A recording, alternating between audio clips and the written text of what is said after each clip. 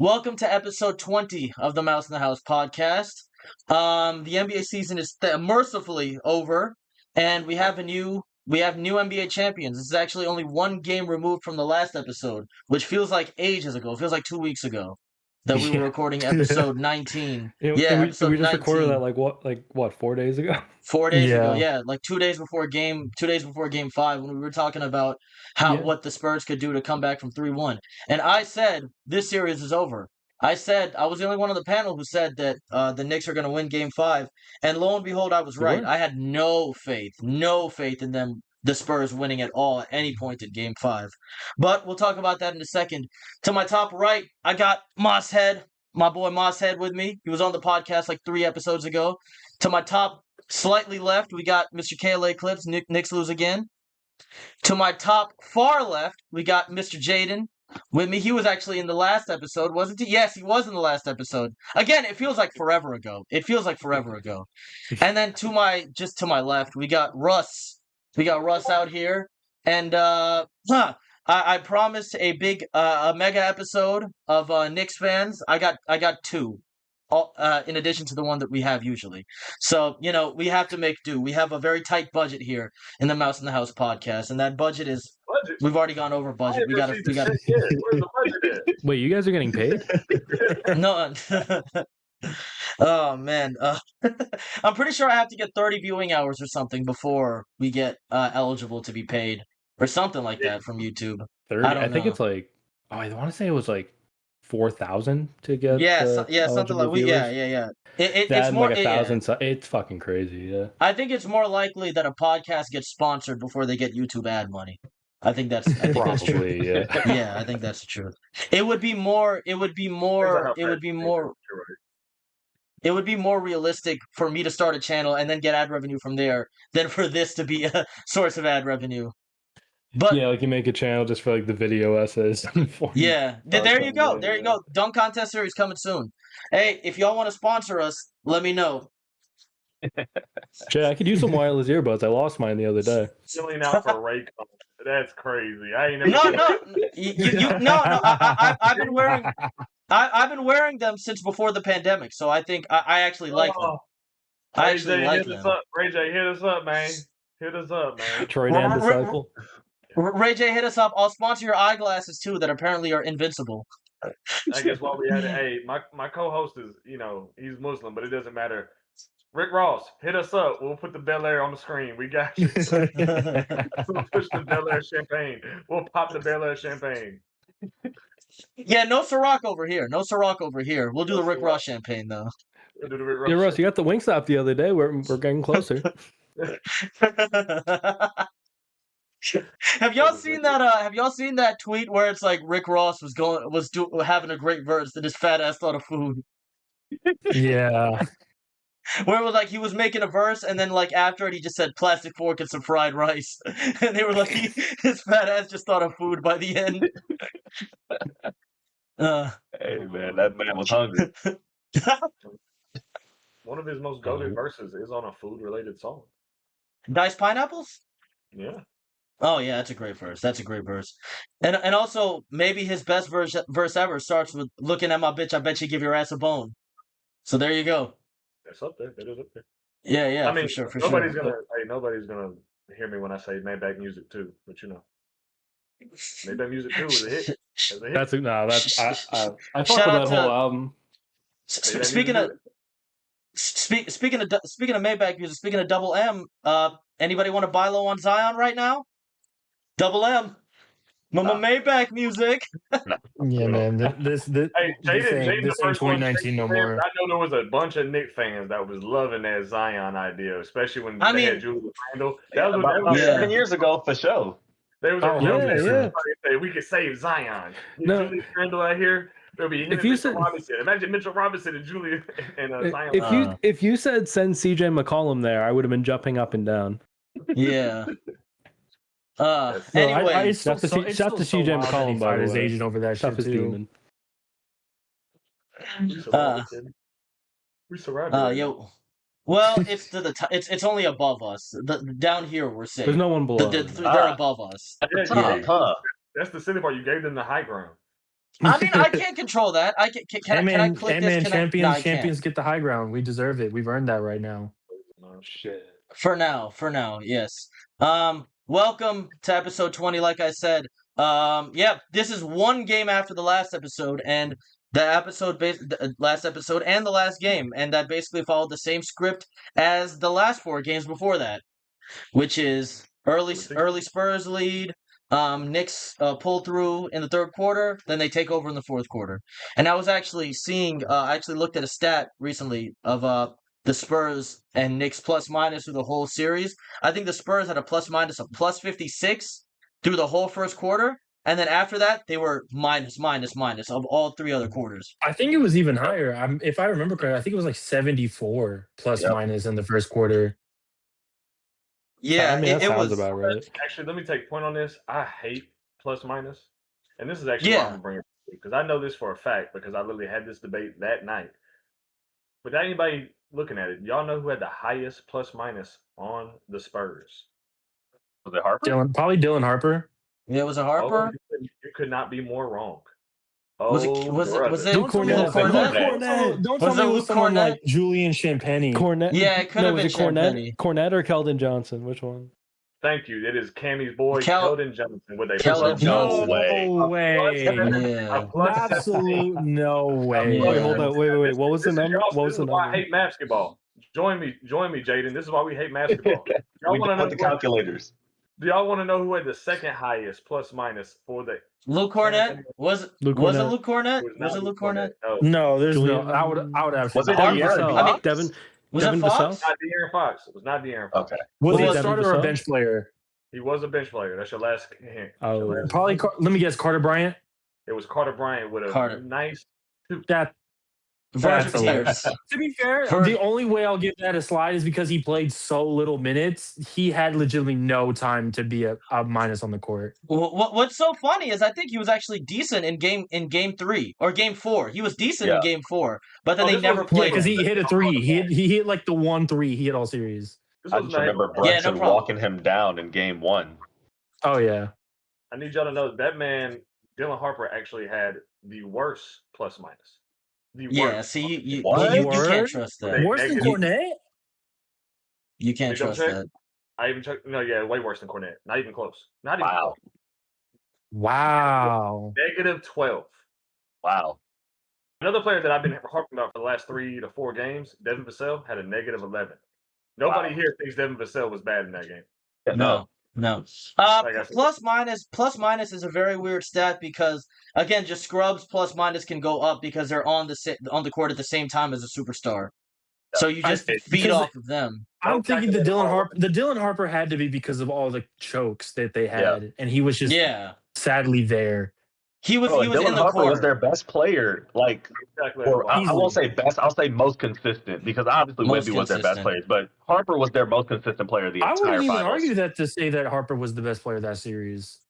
I think Wemby was the best because of the defensive impact, but I think Harper was the most consistent player, the best on offense. He was definitely the best on offense.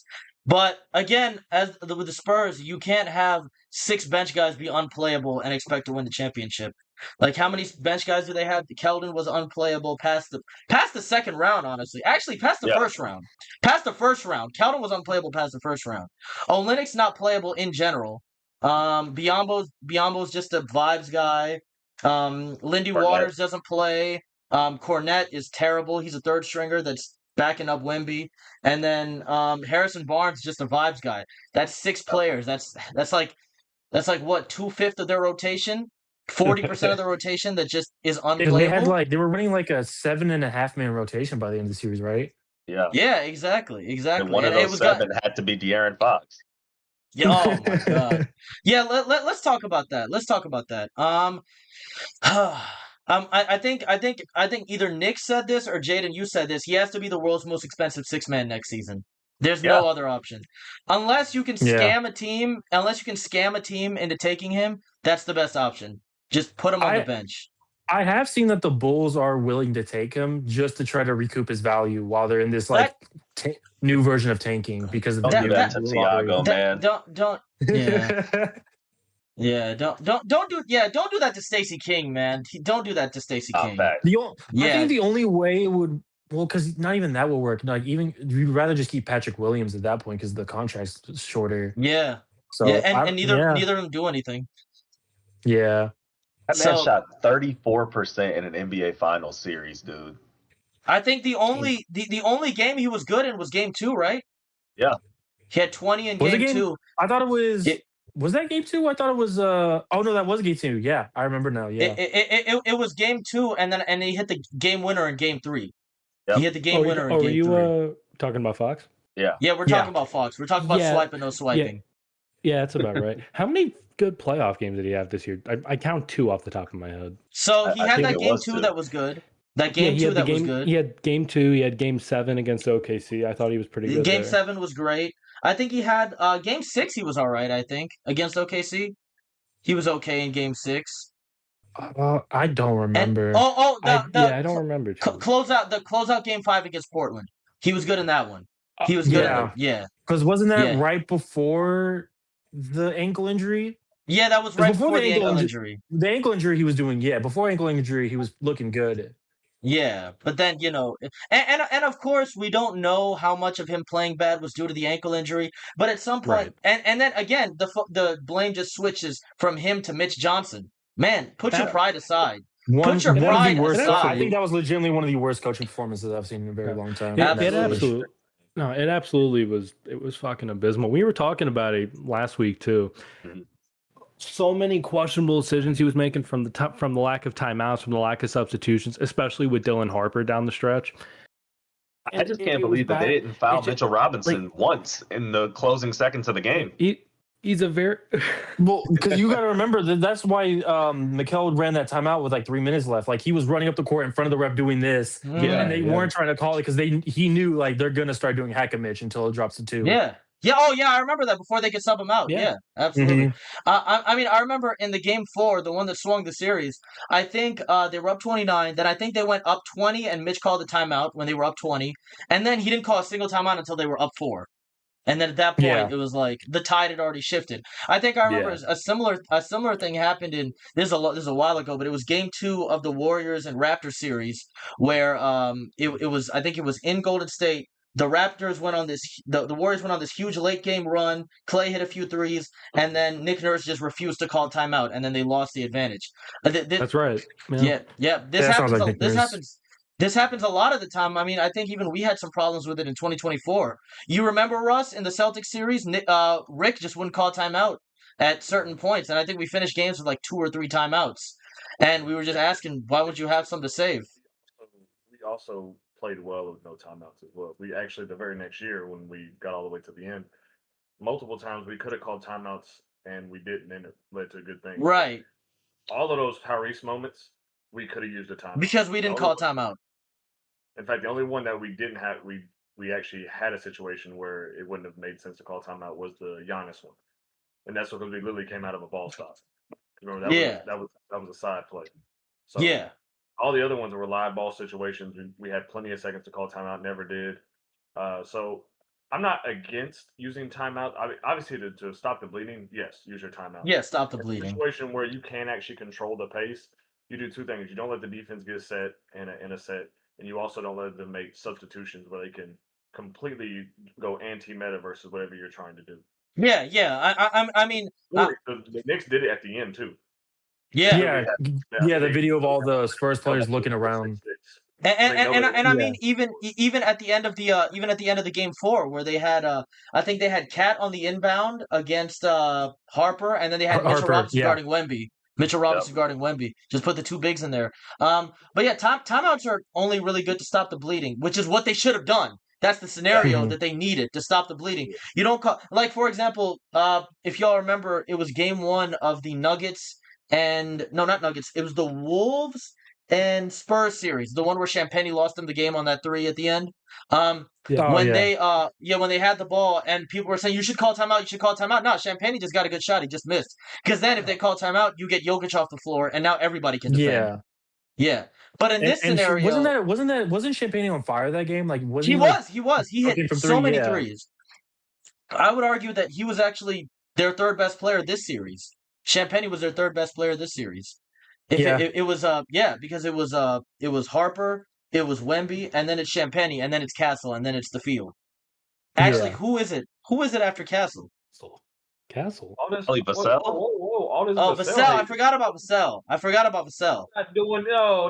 I forgot about him. That whole list. I forgot about him. I forgot about him. Vassell over Castle. I can't lie. Yeah, Vassell yeah, was absolutely. good. Vassell was Absolutely. very solid.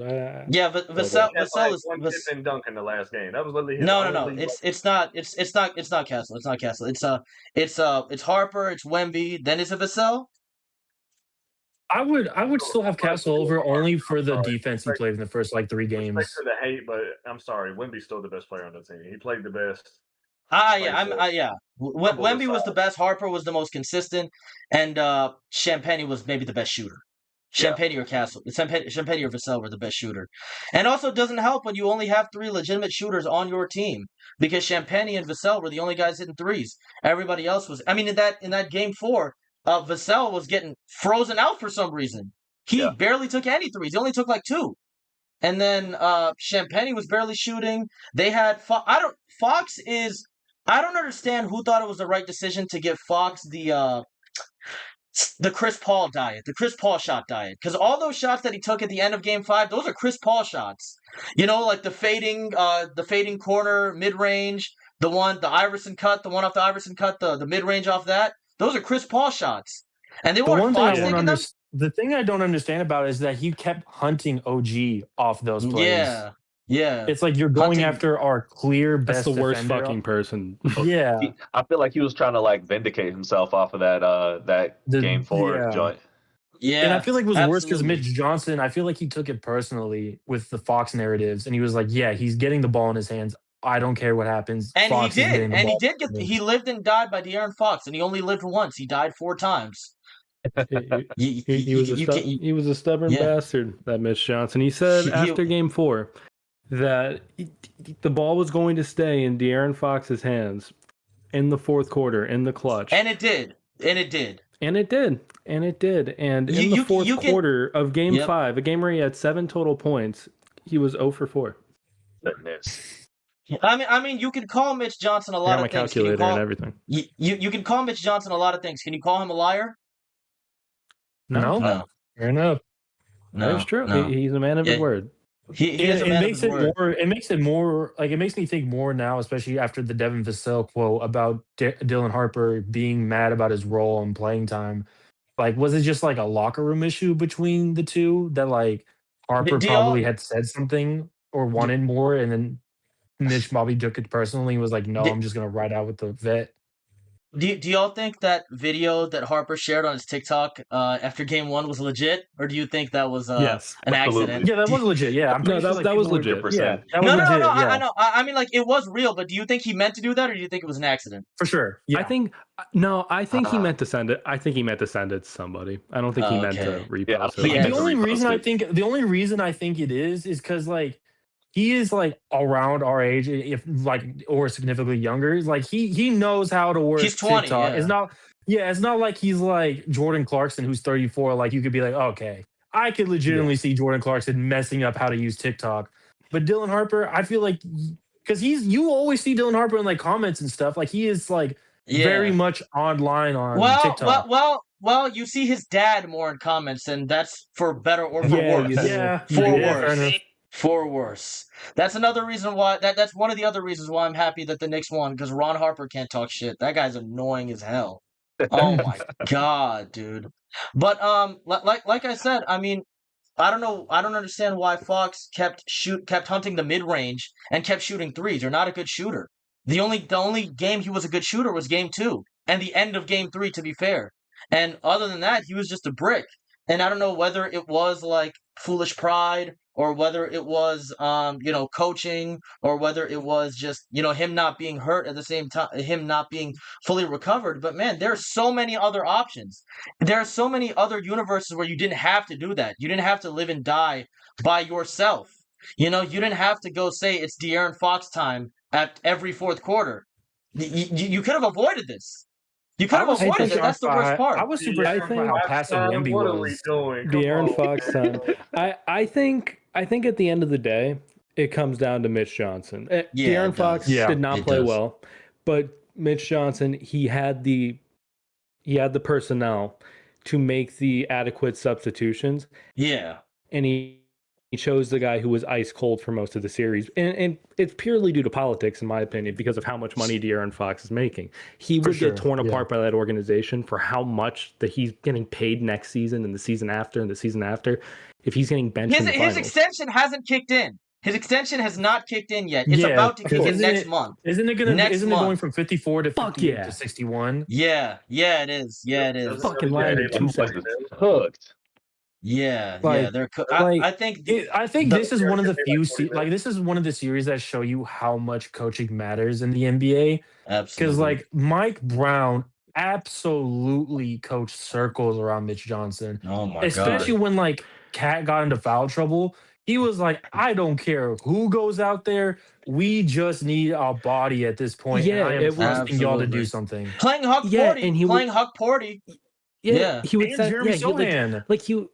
he would send Mitch out there for a couple minutes. He'd bring him out, put Huck Porty in for a minute, bring Mitch back in, and then they would probably start the quarter with Cat if Cat wasn't in foul trouble at that point. Or like OG would run the 5 for a few. They had Mikal run the 5 for like 2 possessions until like they did. until this one time they realized, we have Wemby, dump off, and then Mike Brown was like, no, and Knicks, if you remember, we talked about this small ball lineup that the Spurs could have won. I was just going to bring that up. We were talking about this before Game 5.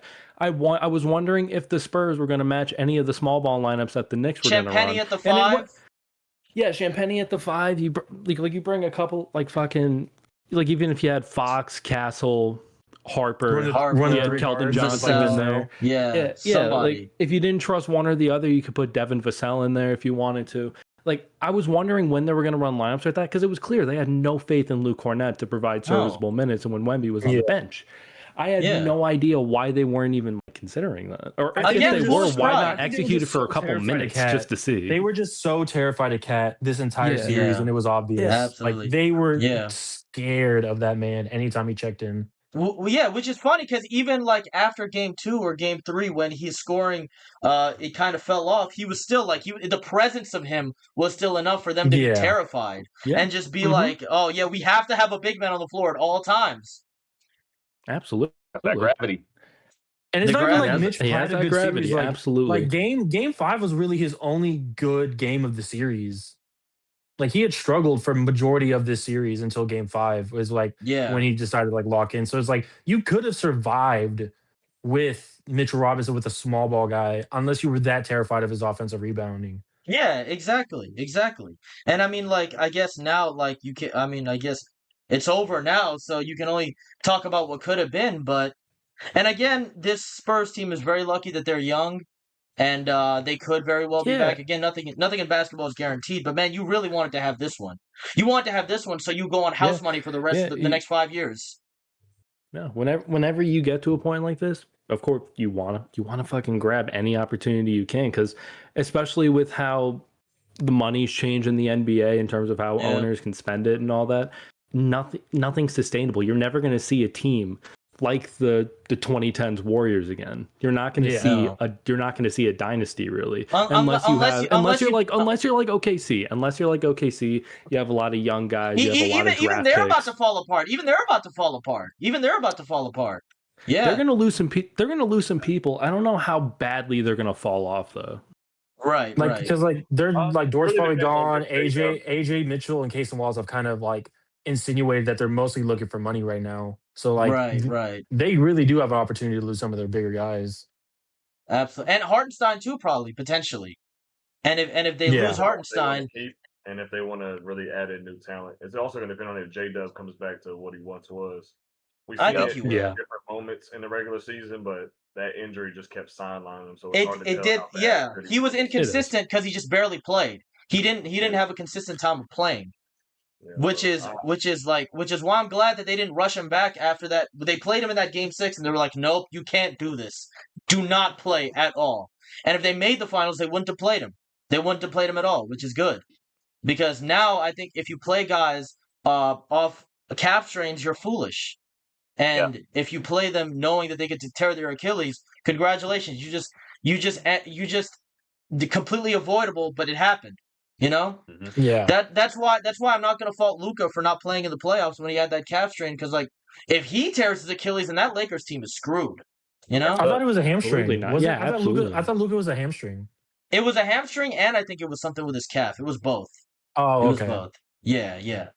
But again, I'm not going to blame players for not playing through a calf strain. But you can blame. But again, the thing with Fox, you can blame coaching for not dying by them. You know, not dying by them. And now, what do you even do with Fox? Again, the one thing that could save the Spurs is I think they have the Kings 2031 first round pick.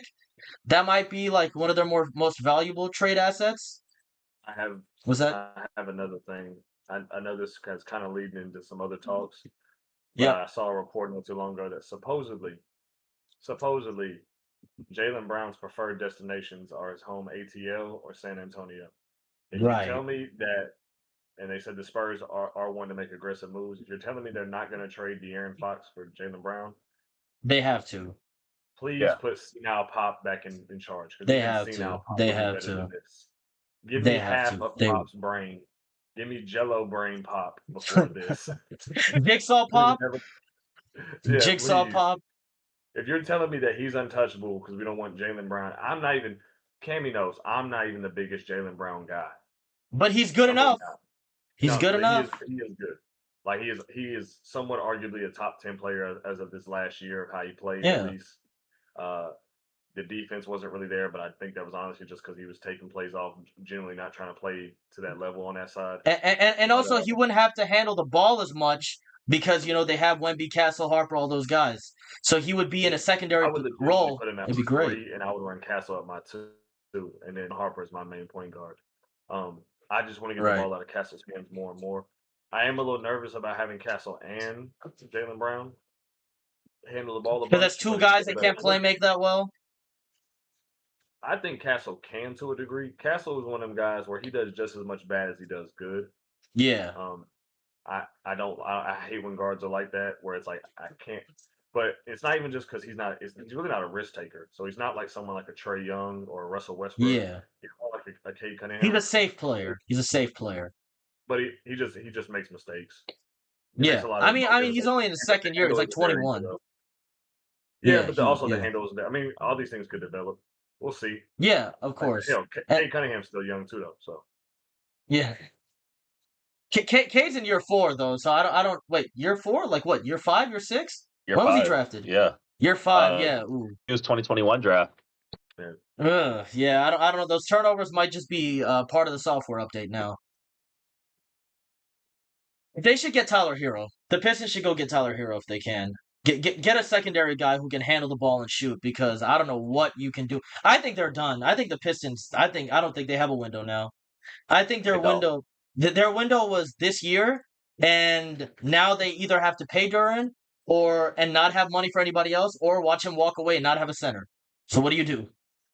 I'm a lot. Let him walk. He sucks. I'm sorry. Use that money elsewhere. It's a lose-lose. But about Fox, I think if they don't trade him this offseason or at the deadline, I think make him a 6-man until that expansion draft comes out. Then hope the Sonics or that Vegas team bails you out, because, man, other than that, I can't see anybody else taking that contract unless you attach that 2031 Kings pick to it. But at that point, like you're already 4 picks down because you traded for Fox. I don't think they have their first in 2029, and they don't have their first in 2028, and I think they don't have 2 other seconds. So what are you gonna do? Trade more picks? Something to add to the De'Aaron Fox thing. I remember this tweet that I saw. I just pulled it up. It was from Brian Windhurst. I guess he said it on some fucking show. The Spurs remain committed to De'Aaron Fox as their franchise point guard. I saw that. Do you think that's a bluff at all? I don't know how true that is, because I mean, what are they gonna say? Look at how bad this guy played. Anyways, who's gonna take him? You know? Right. You know, I feel like you kind of have to say that. And in order to make him artificially seem more valuable, you have to say that you're a little hesitant in trading him. Because again, if you have a fire sale for a guy, if you have a fire sale for a guy, then it's just not going to work out because then you're going to trade him for scraps. Remember how much Vince Carter was traded for when he went to the Nets? Nothing. I think the chief acquisition in that trade was Alonzo Mourning, who did not play for Toronto.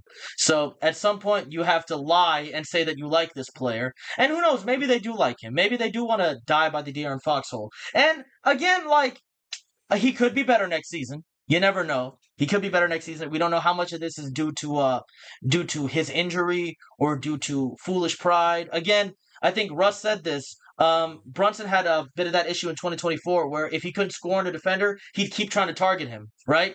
He'd keep trying to go at him and keep trying to be like, I think he did the same thing on Aaron Nesmith in the second round 2 years ago. He kept trying to go at him, and it just didn't work. And that's how they ended up losing that game 7. I think he did the same thing in the game 6 last year. Tried to go at Nembhard and just couldn't score on him.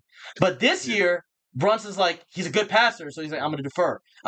And he was making some great reads, some great passes. And again, the Spurs defense in this fourth quarter of game 5, they were kind of lost because I don't know what you do at that point because Brunson was frying them one-on-one and the shooters were hitting their shots. So do you double him and leave the shooters open, or do you one-on-one him and just pray that he doesn't beat you? He was doing it both ways. And unfortunately, I think he did deserve that Finals MVP by the end of that game. I don't know if you feel the same, Russ. He did. Oh, for sure.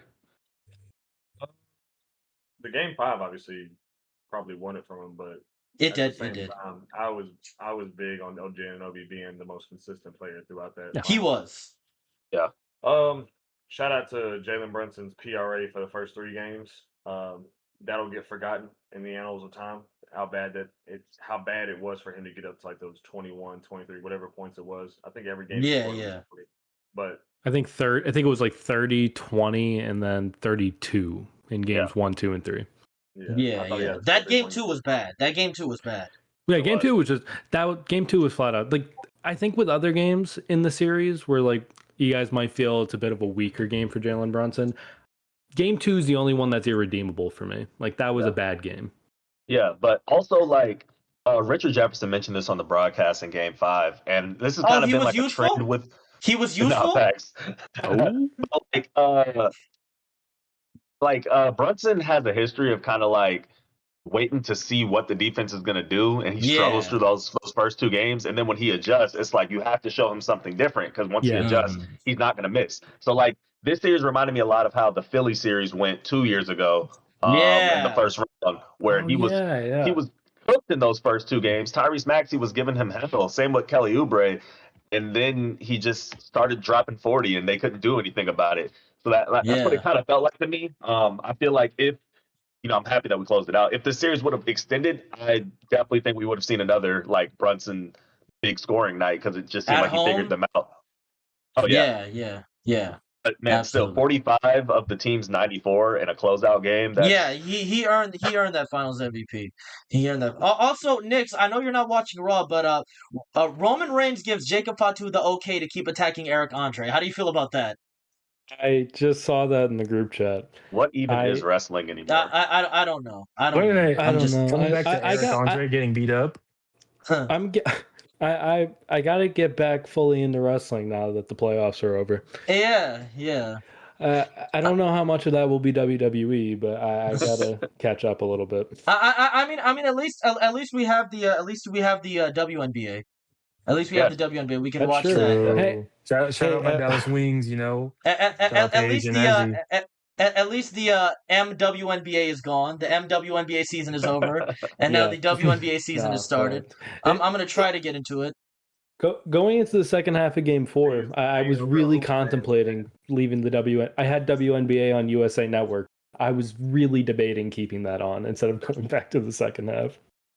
Yeah, but you don't leave a finals game though that your team exactly. That's what pulled me. Yeah, I think the only time that I abandoned a playoff game was I think the second half, the fourth quarter of Game 7, and that's for obvious reasons. That makes sense. I just couldn't stomach like once Brunson broke his hand in that game, that was it. Oh yeah. Oh yeah. Because weren't y'all like kind of coming back? before that? A little bit. They were going on a bit of a run, and then Brunson hit his hand off Halliburton or something, shattered. Yeah, it was his knee. Yeah, it was a knee slap. That was the Dante 40-point game. Yep. Yeah, it was. That was. It was a Dante. Yeah. The game that OG died. Yeah. We're sending Dante a ring, by the way. The one where the Mikel video of him just like acting like Dante was dead and holding his jersey. He's like, my dog Dante, man. He just hits it. I was like, bro, he just tore his Achilles. He's okay. He's still alive. I'll say this: that Game 7 2 years ago was one of the funniest games I ever watched. You guys remember how fucking scared I was before that game? I was terrified. I was like, I'm gonna. And y'all had the most efficient game in playoff history against it. Right, bro. Of course. Because usually during the summer, especially with me being in college, I was going to sleep in that day. But then I was like, oh, this game is at 3 o'clock. I have to wake up for it. So I ended up getting 4 hours of sleep. And I was watching it over 4 hours of sleep. And then before the game, when I saw OG like with that look in his eyes, which I think was very artificial because he was on whatever the hell. I don't know what they injected into him. He was on horse tranquilizers at that time. I don't know if he was. That was on Mother's Day, wasn't it? Yeah, it was Mother's Day. Yeah. No. Mother's Day was game. Mother's Day was game 6. Mother's Day was game 6. Mother's Day Game 5. Sorry, because it was because y'all blew us out. That was like the Mother's Day massacre. Yeah. The Mother's Day massacre. Yeah, and I remember the start of that game 7. OG hit 2 threes, but he was also walking like he had a stick up his ass the whole time. He was barely running. I don't know what movement that was. He was shuffling. Gave it the old college strike. Credit to Thibodeau though for not making him play. Like I don't know if he was more high in Game 7 or if he's more high on Good Morning America today. Because my God, that man was fried. He was Game 7, but shit. Also, I will say there's some hoes for making OG sit in the front and just have to answer all. Like, why do they all just ask OG all the questions? No, because he don't talk. Because they know it's gonna be clip farming. He's gonna give the 3 or 4 word answers. Bro, it'll be like, oh, that's pretty cool. That's pretty amazing. That's pretty awesome. I was trying to dunk it is one of the funniest things ever. Because what do you mean? You were trying to get that dunk off, and knowing OG, he was dead ass. Definitely. He was. I don't think OG got the 3. He got the 3, the midi, or he got that just straight vertical dunk. Yeah. Beating Wemby off the dribble. He did that so many times. Like he'll just sit there for 2 seconds, and it's just vertical dunk. Yeah. That's always one of my favorite things about OG. He's able to dunk everything around the rim. That's like such an underrated skill because like. That's the same thing people was killing De'Aaron Fox for, just rise up and dunk it. But it's not you know who he got that from? You know who OG got that from? Pascal. Pascal taught him that. Because early Pascal, before he got old, he used to dunk everything around the rim too. See, people forget 2019, 2020 Pascal. He was a dunk machine. Yeah, baby man. Yeah. I mean, OG was the player I tried to poach. I wanted us to poach OG so bad. Y'all almost had him because I remember y'all. There was a thing that y'all tried to get both. Y'all tried to get both OG and Pascal. We would have had to. I think we would have had to give up like Andrew Nembhard for that. No, I think it was Mathurin because that's when y'all had really big value still for Mathurin. Yeah, and that was like the deciding factor. Which is very funny how low Mathurin's stock has gotten since then. In hindsight, hilarious that y'all missed out on OG and Anobi because but of also Mathurin. But also like you never know at that time. Yeah, shit happens. You know, back then Ben was still this mythical creature in Pacers lore. Where it's like, was that his rookie year or was that his second year? That was his second year. That was his second year. No, 2022. 2022. Yeah. Because I remember in the 2022 NCAA tournament, he had that huge dunk, like that huge tip dunk, and it was him and Christian Coloco that were making that huge run in the NCAA tournament. And then after that, he got drafted number 6, and I think he like led all rookies in free throw rate. He was like he aura farmed on Braun. Yeah, he did. Yeah. He did aura farm on Braun. Funny thing is, he didn't even really aura farm on Braun. He just said that Braun has to show me. Show me. He gonna have to show me he better than me. Hey, that's real though. That's real. That's a good mindset to have. Mathurin plays better. Just saying. That's a good mindset to have because I'm never, as a basketball player, I'm never gonna say that you're better than me. I'm never gonna say that. Because if I say that, then I lost the mental battle immediately. I lost the mental battle. And that's why you can never say that in any sport or any profession. You can't say, "Oh, he's better than me." Like speaking of aura gambles like that, one of the funniest aura gambles that will ever be is that Wemby, like, everyone knows we're gonna win this still. I'm in your head. Oh man, like that was kind of a crazy statement. It's saying everybody else knows we're gonna do it. Everybody knows we're gonna do it, and you don't even win a game. You don't even. What is somebody supposed to say? I don't know if we're ever going to win another one. Oh no, I'm not. The thing is, if he was asked, because the thing is, he wasn't asked a question about it. He just said it. That's what the was like. Why you didn't have to say it. I knew they weren't gonna. I knew they weren't gonna come back after I saw how dejected everybody was after Game 4. Even before they left the floor, everybody was just heads down. Just leave. If you look at Dylan Harper's face as soon as he realized the ball went in. He legit stood there under the basket for like a good 5 seconds, just with the most shocked face you've ever seen from a player. Yeah, and I'm sure everybody remembers how the Cavs were when they went down 3-1. What did you say Clay said? Like that. Yeah, they were laughing. They were cracking jokes because they had the personnel where they knew they could do it. Right. Yeah, exactly. And they didn't have a Bron and a Kyrie that could score a combined 80. Yeah. What were you saying, and Jayden? It didn't help while they were in it. Oh, my fault. Oh no, I was just gonna say it's just crazy that in the history books when we look back, 3 of the biggest finals comebacks of all time are in this series. Yeah, one series. Yeah, which is so funny because if you think about it, a 14-point lead nowadays is nothing, and that's on the list. Yeah, that's on the list.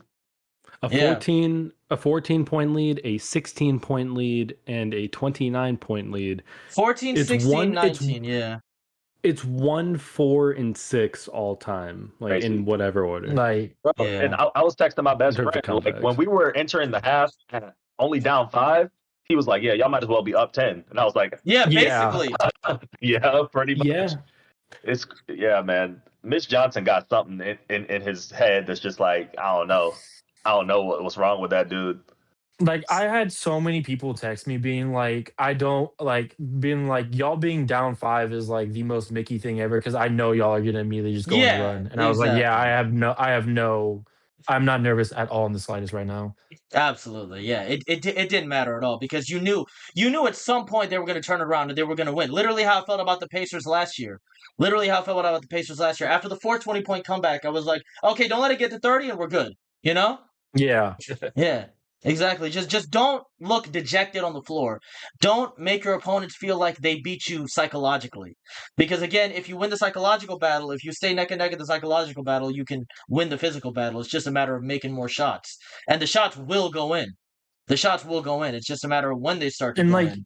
And like you can tell when like every time they spoke about the series, they were like 0-0. Immediately, first answer, 0-0. 0-0. Nothing's happening right now. The next game is all I care about. They gaslit me into feeling like that 0-0. I was waking up scared, man. Yeah, absolutely, dude. After that game 3, it felt like 0-1. Like I thought it felt like it was over. It really felt like they were going to come back. It really felt like they were on my Twitter, I usually for every series I'll have like the series record, and I was like, damn, I feel like a bad fan right now for having the series record up here right now instead of just having 0-0 throughout the whole time. Yeah. You got to stick to the gimmick. You live and die by the gimmick. Which it's going to be so funny looking back on this series and having to explain to people the only reason we lost the one game was because of Donald Trump. Like we're the only reason we lost was because the president was there. Yeah, and the thing is, in retrospect, I realized this watching the game. If the Spurs won Game 5, they would have won Game 6 because I guarantee you Trump would have been there. Oh no shot. I'd be willing to bet anything. 6 would have been. It would have been today or yesterday because that would have been. It would be tomorrow. It would be tomorrow. Yeah. He would be there Tuesday. Right after the UFC card. Yeah, he would 100% have been there. Yeah. He loves the attention. Also, are we calling Wemby's chain fake because the only game he played really well in was the Trump game? He only played well for Trump, huh? I'm calling Wemby These are the real comments because he's obsessed with coming in second place at this point, man. You calling him what? Bro, Silver Surfer. Silver speaking of Surfer. slander, Silver though, Surfer dude, in the flesh. Speaking of slander, Skip Bayless has got his fucking fastball back with Wemby. Did Victim? y'all see him bring a 7'5" body bag to his show today? Man. And Like he dragged the 7'5" body bag and say, "I have alien remains in here. Do not tell the U.S. government." You know, and I was like, what's so "Oh funny my is, god, he's in his bag." What's so funny is he was a Spurs fan. He was a Spurs fan. He was a Spurs fan a few years ago. Only because of LeBron, though. It was only because LeBron was facing. Yeah, he was only, and then he was a Clippers fan. Yeah, you're right. You're right. Bro, and then he called him Wimpy. I think Carcino does the same thing. Yeah, Wimpy is my favorite one. Wimpy is my favorite nickname. Wimpy is my favorite nickname. I'm like, bro. No, I love Wimpy. Like, these are basic, but these are just fucking funny, dude. French kisses, bro. Now, I've been using Chemby. Chemby. Now we say Wimpy. Would Greg Heffley have choked like this? No. No. He might have. No, it would have been close. It would have been close. You remember he would when he was walking those kids in Riley's jacket. He did fold. He did snitch. Big Nate wouldn't have folded. Big Nate wouldn't have folded. Big Nate was a demon. Big Nate was a demon. Big Nate was a demon. Yo, guys, who's your favorite Knick of all time? Greg Heffley or Darren Watkins Jr.? Ooh. Hey, Darren Watkins, he was gliding on that court. You know what sucks? Yeah. I really thought those were funny, but then I realized they have Calci plants on the jerseys. They have Calci things on the mic. I'm like, yeah. It really is fitting that they were waiting for the finals to be in New York because that's where the most eyes are. They were waiting to leech off of the New York atmosphere and all that stuff. They were really leeching off the side talk movement. That's what it was. Side talk. Yeah. And I actually liked side talk back when it was organic and it was authentic. But now it's just like gambling fronts. Like I'm not into that. It takes away the fun of the game. And now even I got my damn cousin asking me to join Prize Picks so he gets his $50 referral. I'm like, no, I'm not doing that. I'm good. I said I'm good. I'm not doing that, bro. Like the one cool thing about the fans is like seeing all the Europeans in the World Cup right now, and then being like, oh wow, it just feels like I'm back at home right now with the way everyone's going crazy over this team. Because like I saw like they were interviewing a Brazilian fan for the World Cup. He's like, how do you feel about these Knicks fans? He's like, this is the most I've seen a fan base be this passionate outside of like Brazil and Europe ever. Like this feels like the most authentic fan base in the US by far. And I was like, I could see that from a European perspective because of how crazy they go for like the Premier League and all that. Yeah. I think at its heart, the Knicks fan base is one of the best because the Knicks fans ride with their team through thick and thin. It's just that it's hard to find the organic ones because there's so many BS ones coming around. Yeah, because you guys got to start interrogating Knicks fans. You guys got to start interrogating them whenever you see. Oh, they've been doing that on the timeline, crazy. I know Knicks has seen it, but they have been like people like Ty Leal and all that. They have been getting checked immediately for trying to be a Knicks fan. Ty Leal got checked by Phantom too. That's crazy. Yeah, because it's like, bro, you were a LeBron fan. We have never seen you tweet about the Knicks, and no. You being a kid in Knicks gear doesn't count. You are from New York. You are practically born with a Knicks jersey on you for some reason. If you're born in New York, if you're born in New York, you're a Knicks fan until you aren't. Until you decide not to be. Yeah. Moss, you might have seen this. Didn't Sean check him for doing the Sean fuck checked him in person. Thing? Yeah, he checked him in person. Yeah. I hate Sean. Shout out to him.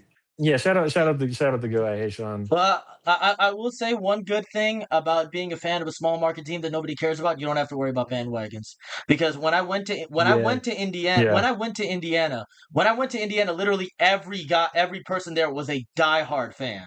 Like a funny story. I went to a Safeway. I don't know if it's a Safeway. It's a gas station next to Long's Donuts. I went there to get some stuff.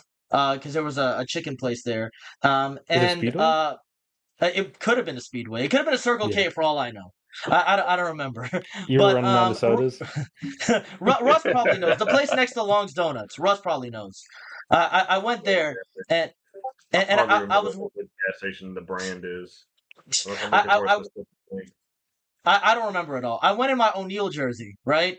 I went there in my O'Neal jersey, and I was just, chopping it up with a bunch of Pacers fans, and everybody there is cool, and they were like, "Hey, who's your favorite Pacer of all time?" And I was like, "I want to test them," So I said Jonathan Bender, and then they immediately looked at me like I was insane. I was like, "All right, these are good people.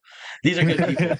That's honestly a test that you guys should do. That's honestly a test that you guys should do. If you see any Knicks fans that you don't think are real Knicks fans, ask them what they thought of Bargnani. Oh, Go ahead. Now, I was literally about to say that. I was literally about to say, what do you think of Bargnani, bro? Catching strays. Why is Bargnani catching strays? Bro, Bargnani was terrible, dude. Oh my god. Hey, isn't he a DJ now or something? You know how bad you have to be to verbally piss off Walt Clyde Frazier on commentary? What is he doing? What is he doing? What is he doing, folks?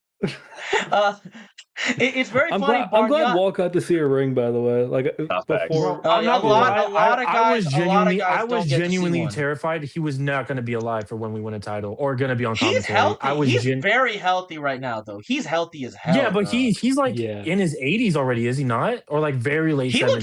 He looks good for in his 80s. I'll say that. He does. He looks great for in his 80s. Yeah. But I am glad though that Ewing is going to get a ring since he is with the organization. Ewing will be getting a ring. So is he going to get a ring? I'm so happy. Yeah, he works for the organization. Okay, and Starks isn't going to get a ring, right? Because this is the thing. I don't like James Dolan. I'm putting that on the record. I do not respect him, but he really does ride for the legends of this team. So I would not be surprised if he does genuinely give these guys rings. Starks was the reason y'all didn't win in '94. I don't know. I don't know if I'd give him a ring. I don't know. Look, man, he's still stuck with the franchise, and he's there. He's legitimately there for nearly every game. You gotta give everybody a ring. Give Derek Harper a ring.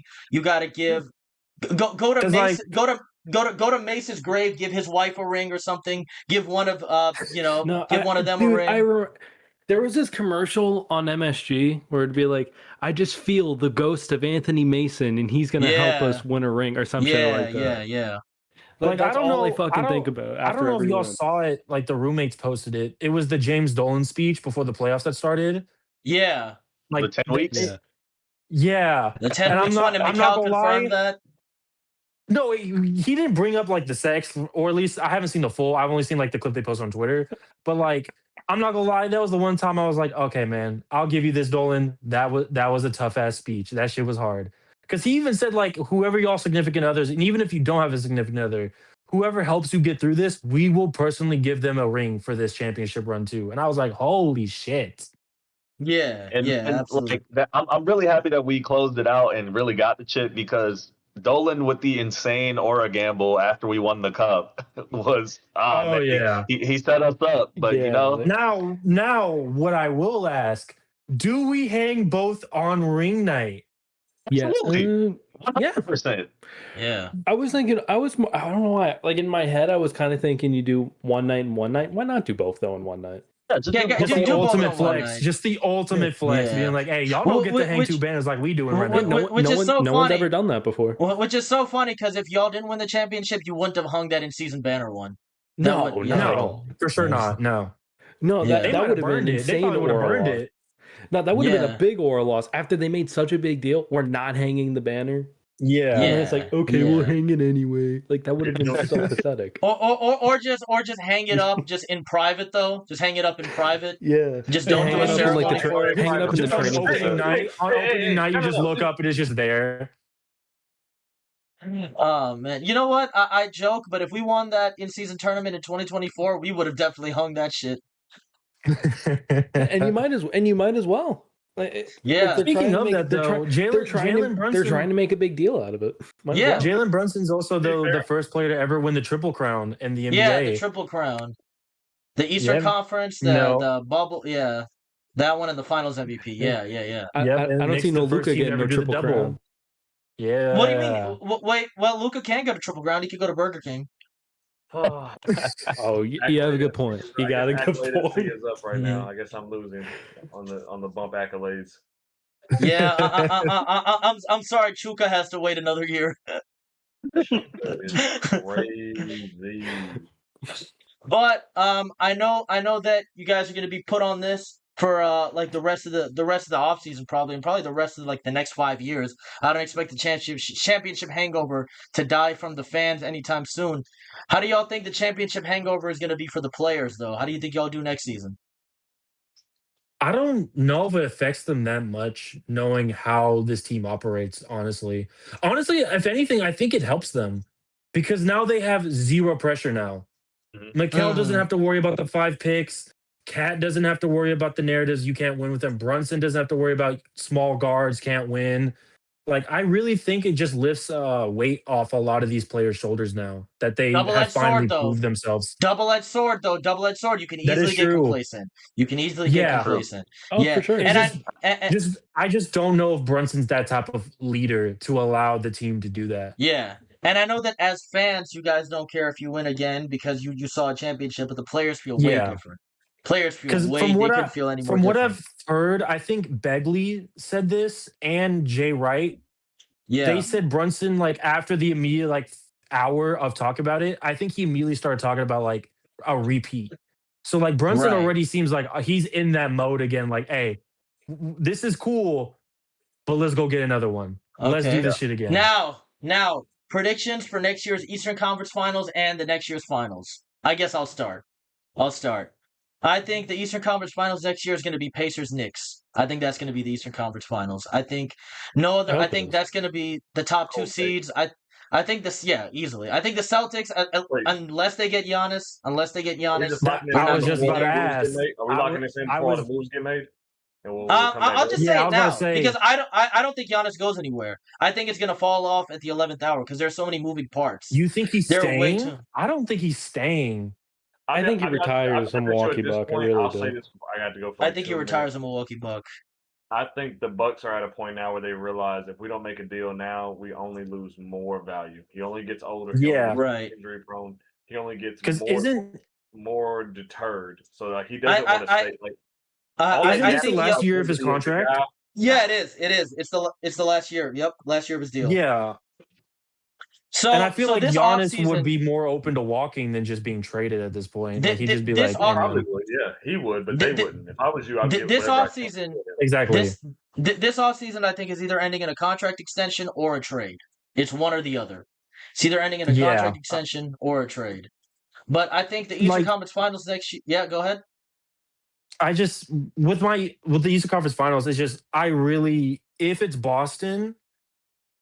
I think it'll probably be Knicks Boston, but if it goes to Miami, I do think it'll be Indiana and Knicks, unless barring like Detroit actually getting like a Trey Murphy and Kawhi, then I could see Detroit also getting into the conference finals picture. So barring a Hail Mary, barring a Hail Mary, I think because I think with Giannis in Miami. That's going to take a bit of time to gel because you need more pieces around him. Giannis in Boston, it's an easier plug-and-play fit because you give Tatum the perfect co-star, and then you give Giannis 4 shooters, the most spacing he's ever had. That'll probably take an easier time for him to get adjusted to it, and that they're probably more likely to make the conference finals next year. But I think right now it would be Indiana, New York. And West, I think it's OKC San Antonio again. I think it's going to be that for a while. What do y'all think? It's so tough to really predict that right now. Like, I would like to come back to this in like a month or two, like after free agency and the draft and all that stuff plays itself out. Yeah, the draft's going to be off the dome. I think I'd probably agree. I think Denver might have a decent chance depending on how certain things play out. I don't know. Like, I'm not with this team. They're going to need to make a lot of changes, but it depends if they can get off the Christian Braun contract. If they can even get off of him. If they can even get off of him. That's probably the biggest factor. I heard Chicago's open to doing it. We're not talking about the fatty. Get that fatty out of here. Get Jokic out of here. You're saying get Jokic, man. We done with Jokic, man. Speaking of the offseason, though, and I don't know if Knicks and Jayden feel this way. This is the first time I just haven't cared about the draft and so fucking long. No, like same. I'm looking for. I have my guys. But like I'm really not going to give a shit until like 2 weeks before the draft, where I'm like, okay, now let me start. Because right now all I'm thinking about is that fucking parade and all that celebration right now. Dude. Yeah. I don't think I've given a shit about the draft. I don't think I've given a shit about the draft since 2021, something like that. Whenever they got quickly, like I haven't really had a need to. No, it was the Quentin Grimes draft. Quentin Grimes and I think Deuce was in that class too. Yeah, like Grimes and Deuce. That was the last time I really cared. And otherwise, because like I'm not really tapped in with college at all. Like I'll keep up. I'll keep up as the days get forward. Like I gotta look up the lottery for this year and all that shit. I would care about the draft if we had our pick, but since we lost our pick, I don't really care. and unless we trade. And that's the thing too. And that's the thing too. And it's a good problem. The Knicks aren't in a lottery position where it's like I have to care. Yeah. This is our last year with a first round pick too. For a while. Yeah. Right. Yeah. I will say they can have them. The Nets can have those. I don't care. I will say, what is y'all take on Zubac on the Pacers? Just to know for the rivalry. What do y'all feel about that? I think. Go ahead. Me? Yeah, you got it. Yeah. All right. I really like Zubac as a player. I don't know if and again, hindsight's 2020. I don't know if I would have given a 5th pick for him. I think moving off of Mathurin was a good idea, just because he's a microwave scorer, but for the most part, he's something. If you put him in a microwave, he'll fucking explode. If you put him in there for a little too long, he can win you games. He can lose you games. Absolutely. I think those final 2 minutes. If you know, you know. Yeah. Exactly. Like I think he's good, but I think overall it was just time to move on from him. I think Zubac is a good get, especially like as the team gets healthier too. I think it'll work out well for the Pacers. I just don't know if the return or if what you had to send for it was worth it, in my opinion. Right. Yeah. Right. I think he'll play well with Halliburton specifically because I know that like the pick and roll, he's going to be the best pick and roll big that Hallie's ever played with. I'll say this. Tyrese Halliburton had 2 top 10 pick and roll partners last season. He was healthy, and they were Miles Turner and Pascal Siakam. Neither of them were pick and roll guys. So now you give him an actual pick and roll guy. How do you think he's going to do? Yeah. I think that Zubac is going to be a good fit. My only worry is I don't know if his last year with the Clippers, I don't know if that's a sign of his improvement or if that's an outlier season. Now, it doesn't have to be, he doesn't have to play to that same level because obviously the pressure's not on him as much. You got Halliburton, you got Siakam. He's a 4th option. He's a 4th option. So, I mean, he's better than Miles Turner. So I think way that better. Are you kidding me? Absolutely. Yeah. I think it'll be a good matchup there. Even Zubac with nerve damage this year was better than Miles Turner because I saw a tweet. Hold on, I saw a tweet just now when people were saying that Dylan Harper right now is better than Tyrese. I was like, okay, I know you're grieving right now, but I know you're grieving. I know we grieve different, but nah. I think for me, like with the Zubac acquisition, I think the only thing that worries me is the speed on which y'all like to play with, and Zubac normally being a slow-footed big who likes to he likes to work in the paint and the pick and roll, but like Hallie and the rest of the team, they love to like drive and spray to shooters and run up and down that court. And just for Zubac, I feel like it would be very taxing. And I don't know, we've never seen him in a system like that because he's always had like Harden or a point guard like that likes to slow the game down. Slower guys. Yeah. And Indy is the complete opposite of that. So that's the only thing I want to see first before I make a true thing with that. I will say the benefits of having a vertical spacer like Zubac could make all 4 of our guys are open from 3. You got a guy with inside gravity. Also, if it really doesn't matter, and if he really can't run, then that's what Obi Toppin and Jay Huff are there for. They can run. Is Obi staying on the team? Obi's on the team right now. He's on the team right now. I don't think we're going to trade him. I heard he was in like trade rumors. Yeah, I heard him in trade rumors throughout the year. I don't think we're giving up any of the top 7. I don't think we're giving up any of the top 7. Okay. Fair enough. That makes sense with the injuries. You'd at least want to try it one more time.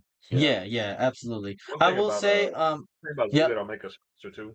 Obviously, we know he's not that fast, but we're actually going to pull down more rebounds with him, even if it's only 5 or 6 more rebounds per game. Just pulling that's down enough to swing a game. It's a big 5 or 6 more rebounds is a big difference. Yeah, that's just gonna. He doesn't have to be the one that runs. He's gonna grab the rebound, get it to Hallie really quick because that's what Hallie wants because he wants to make the decision, even if it's a quick hit ahead or if it's him dribbling down and finding the person when everybody's spreading out. Will you trust him though on like perimeter bigs, kind of like a Cat and Embiid and like those type? Because I feel like that's his big weakness, and the East is just they're kind of full with those type of big men.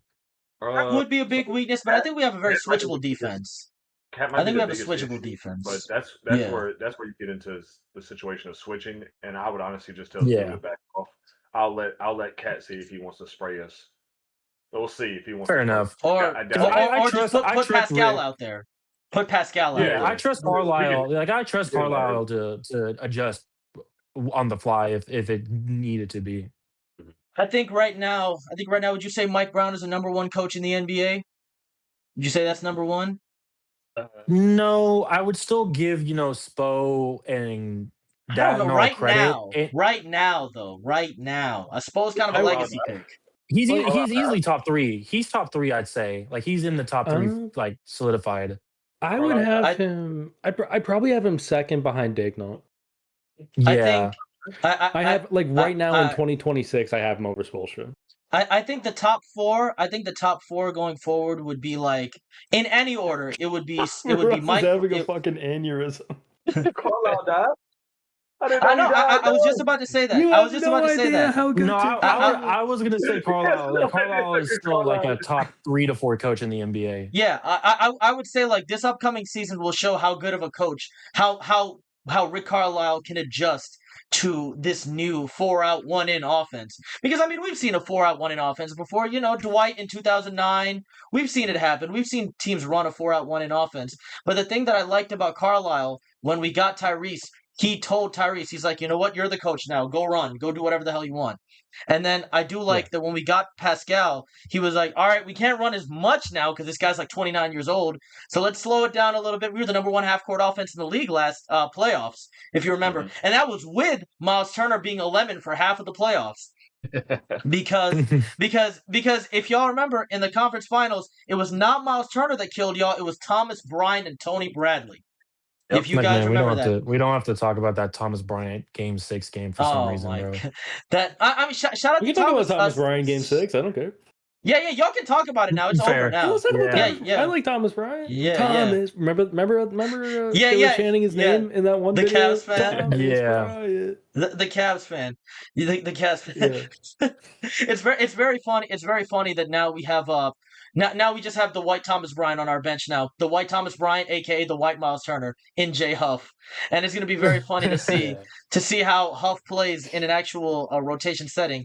Because I like Huff. I think Huff was one of the best guys we could get after we lost Miles. And I know Russ was not on the Ayton train at all. Russ was the anti-Ayton guy. He was the anti-Ayton guy. I thought Huff was a steal when y'all first got him. Because I really liked him in Memphis. I thought he was a really good stretch 5 for... Yeah. And 2.7 million is nothing. 2.7 million is absolutely nothing. That's nothing in today's league. But what do y'all think of this Trey Murphy stuff? Because I will talk about that, not just for the Pacers, but just for any team. What do y'all think of this Trey Murphy stuff that's going on? You're not into it, Jayden? Yeah, no, Trey Murphy's overrated, man. Like I don't see the vision with him. Like he's a solid player, a solid piece, but he's benefiting from the Pelicans just being trash. Like that's really what it is. Yeah, I don't see him being 3 to 4 first. I don't see him being. I don't podcast any day, my brother. You got. I don't see him being 3 to 4 first round picks. Good. I like him. I invited him. No. Like if they had got him for 1 to 2 first round picks and had him in like a Mikal-esque role, I don't think it'd be bad. But for the asking price, there's been rumored it's like 3 to 4. Like they want a Mikal style package for him. I don't see him being that. So Moss, you're saying no Aaron, no Andrew, no. No Aaron Nesmith, no Andrew Nembhard. No. You know what I need teams Okay. to stop doing though? I need teams to stop assuming that just because they got something for something doesn't mean you will get it. Mikal probably isn't worth 5 picks. Sure. Doesn't matter. I don't care about the argument regardless. The Knicks made the deal situational though. Situational. They wanted what Mikal was, and also who he is. Sorry, nepotism is real. Right? Yeah. And all those guys wanted Mikal because that was their best friend in college. At the time they had 4 Villanova guys and traded one away. And people forget Brooklyn and also who he was traded from also. Yeah. Exactly. That was the point I was just about to make. Brooklyn and New York, I think they made one trade in like the 80s, I want to say, if that's correct. It was like it was Bernard King trade, and that was when New Jersey was a thing. Like give New Jersey their team back. Give New Jersey their team back, man. Give New Jersey back their team. Like we don't make trades with Brooklyn at all. So like they kind of knew, like it was kind of obvious that Mikal wanted to be a Knick and the Knicks wanted him. So they were like, hey, we don't trade with y'all. Y'all have zero leverage because everyone and their mom knows where y'all want, who y'all want. So give us the chest, and he's a fake number one option. Right, exactly. And he still had like 2 years on the deal. Yeah, and he was a better fake number one than what Trey Murphy is. Yeah, that is true. Because I remember the second half of the season when they traded for him, they were actually made the playoffs, right? The Nets. Yeah, he was averaging like 28. He was averaging like 28. And he was good, and efficient too. But this thing that we just said, that Mikal might not be worth 5 first-round picks, it's the same thing that I feel about the Zubac trade, like you said, Knicks. Zubac might not be worth the 5th pick, but if you're talking about in hindsight, would you rather have the 5th pick, Mikal Brown Darius Jr.? Acuff, I guess. Yeah, Darius Acuff, and no center?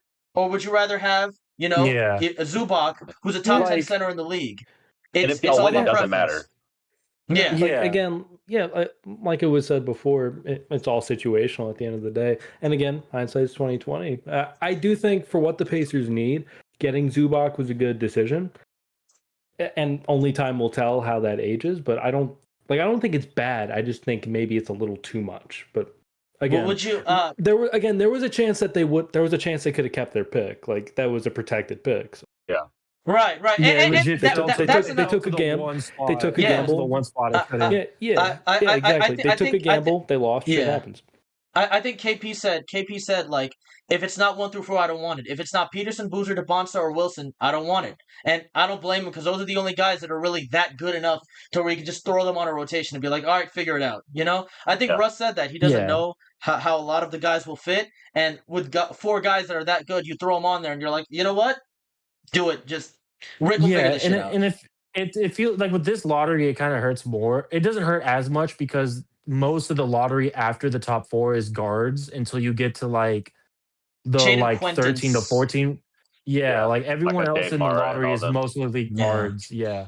We're talking about the lottery. If this lottery's bad, then oh man, the upcoming years, it's gonna be bad. Oh yeah, that new system. That 3-2-1 system. I still can't believe they don't. I'm surprised they're doing it immediately. Like they usually give teams like a few years to kind of get their teams ready for that. They just said, "Nah, we're going immediately into that." So have fun. I think they know this is stupid because it's only running until 2029. That's when they can either renew it or go back to the old lottery system. Yeah, I don't think this makes it past 2029. I guess it's just sort of in a testing phase. They should. Does the G League do that? Do they do draft lotteries in the G League? No, I think it's just worst to best. Worst to best, yeah. No, they should do that. Make the G League the fucking guinea pig or stuff like that. They tried G League Ignite. Yeah. G League Ignite was a Ponzi scheme. I just feel bad. That was overtime elite overtime elite with NBA branding. Yeah, exactly. What are you saying, Jayden?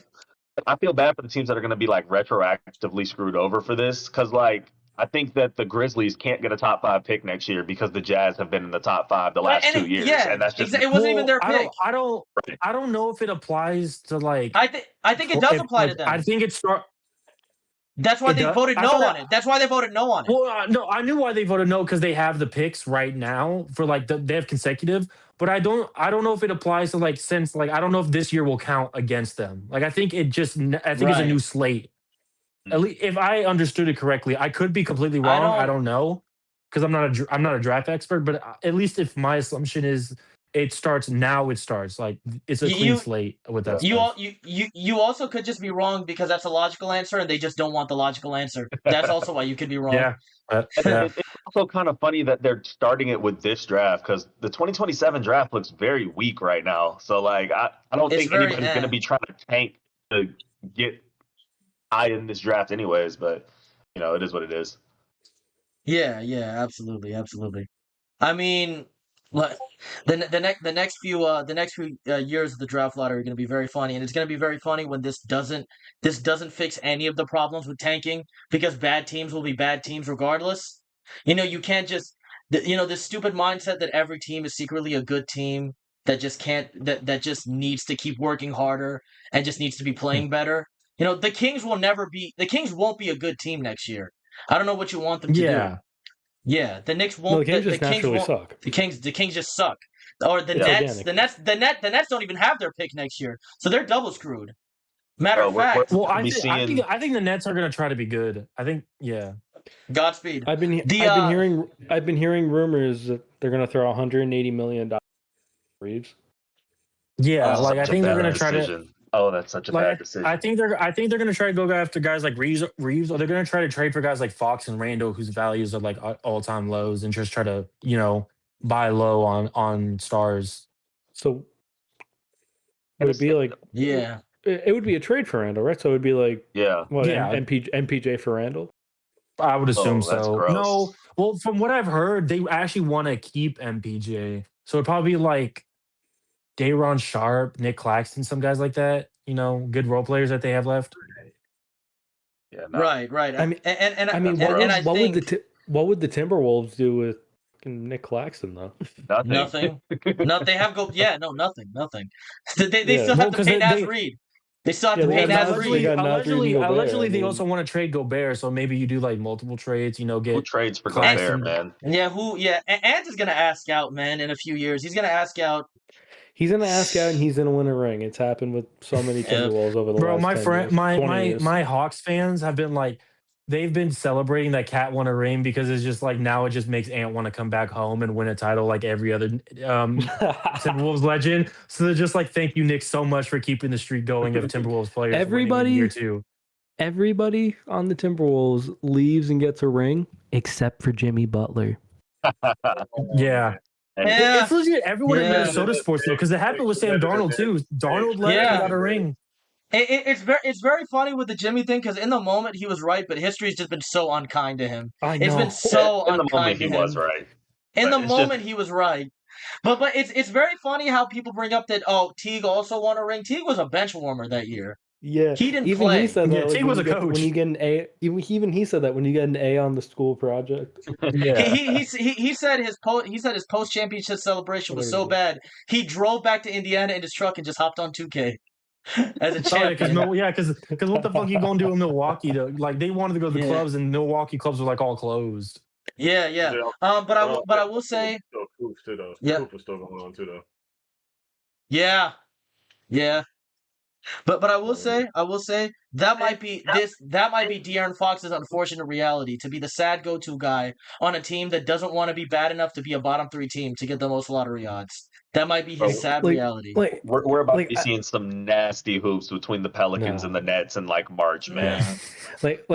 I've been thinking about it probably every week since you said it that De'Aaron Fox was the trusted adult of the San Antonio Spurs. He's the adult that buys the kids alcohol.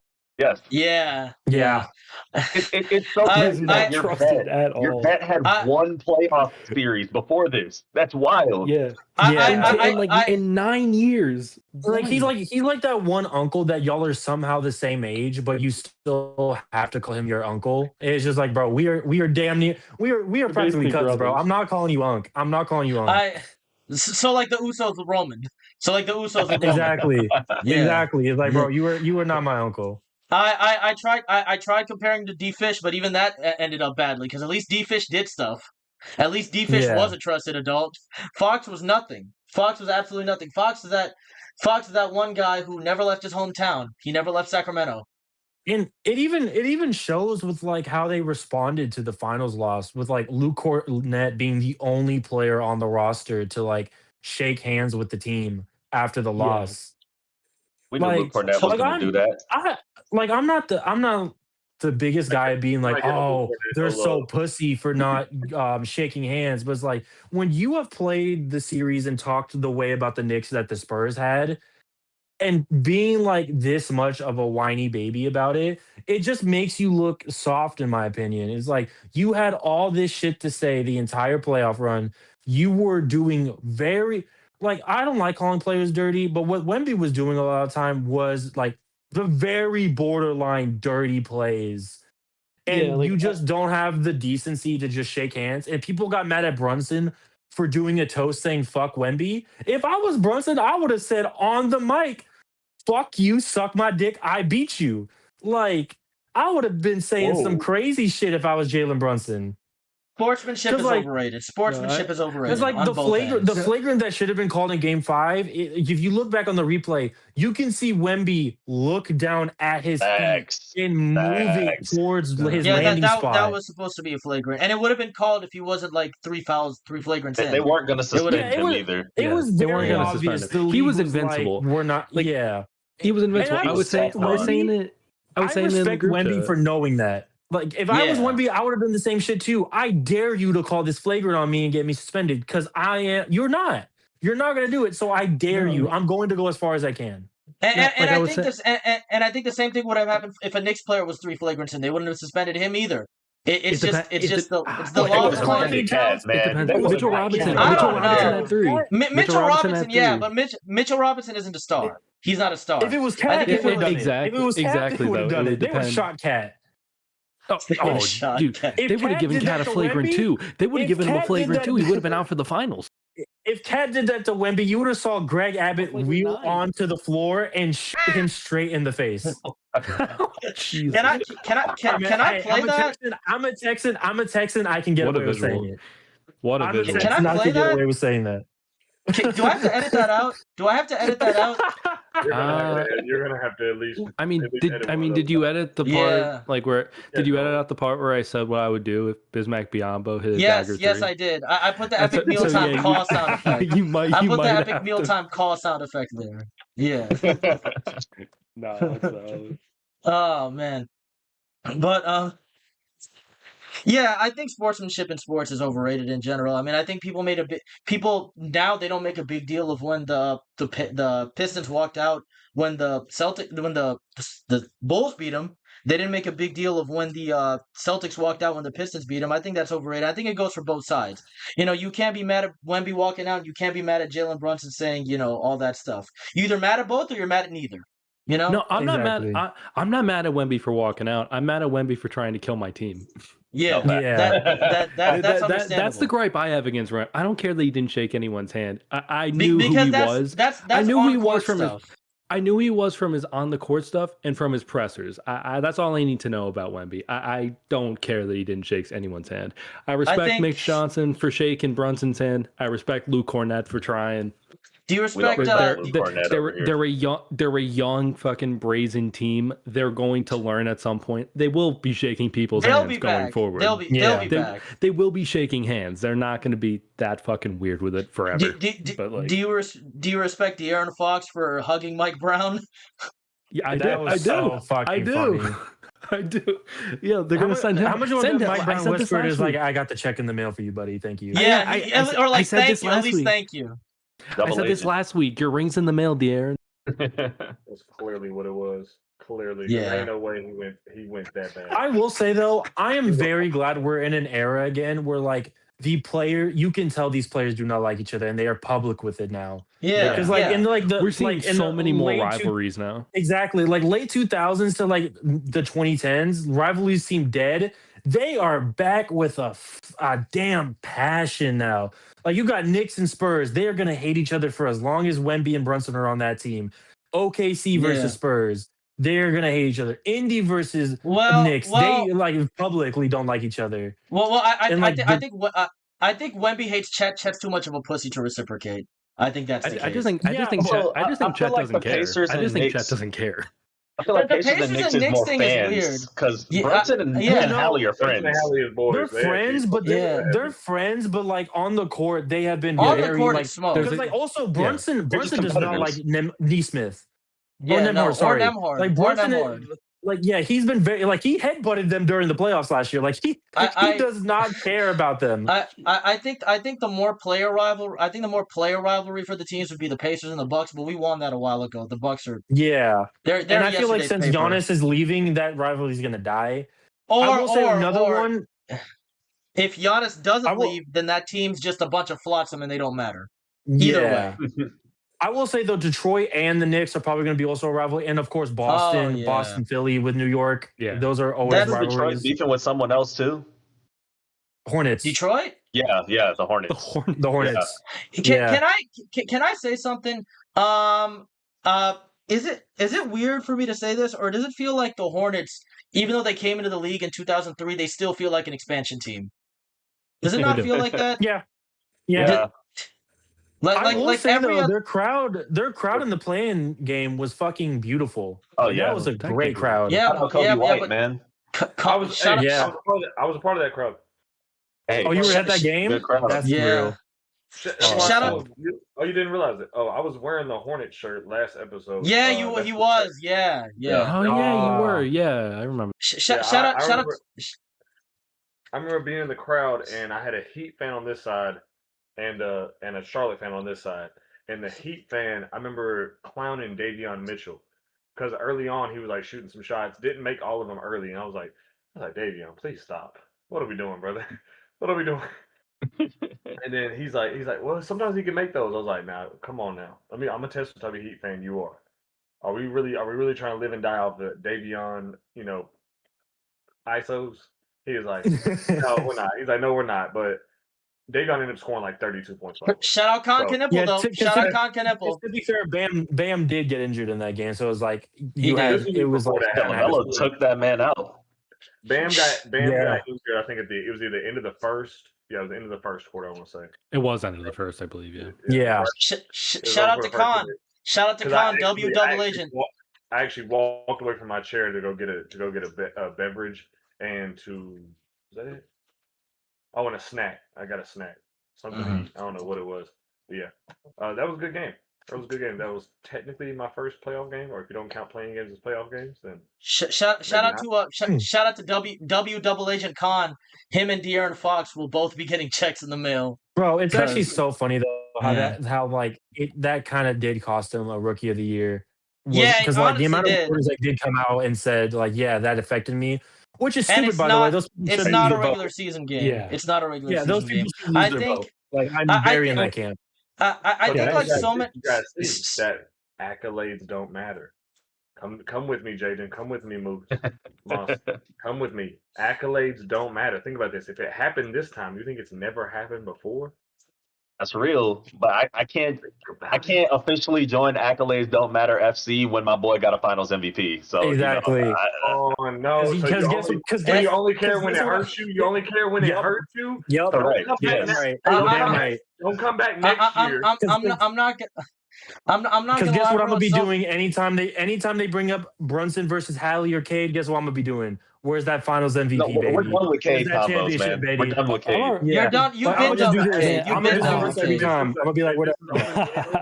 Brunson got the same amount of rings as Cade has playoff series wins. Hey, I will say Tyrese does have a ring. He's married, so that he does have a ring. He does. Brunson got two. Brunson got two rings. Then Brunson got two of them, man. Tyrese got one. Technically married yet, so he still doesn't have a ring. Oh yeah, he doesn't have one yet. Yeah, you're right. You're right. Dang, it's 2-0. That is true. Hey, just don't turn into Bucks fans, for the love of God. Do not turn into Bucks fans. Don't be pulling up that injury gif every time. I'm not gonna lie. It's probably that's swag. Nah, I see that one dude in your replies. Yeah, like that one dude who fucking spams that.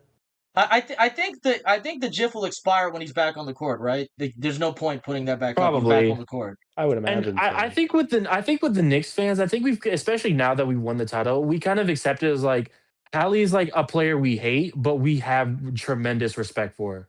Yeah. It's like him, Maxey, and Harper is like the three players like we were terrified of, but we have the utmost respect that now that the series are in. And then the guys that you hate are what? Embiid, Wemby, Tatum. I don't even hate.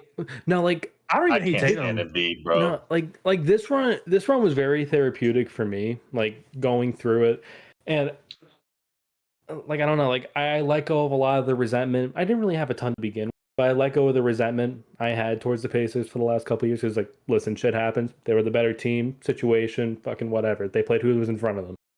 And then like I think of Embiid. I watched Wemby fucking try to murder everybody. I don't care what Embiid. Embiid wants to flop. He can flop. I don't care. I don't care, dude. I hope Embiid wins a ring.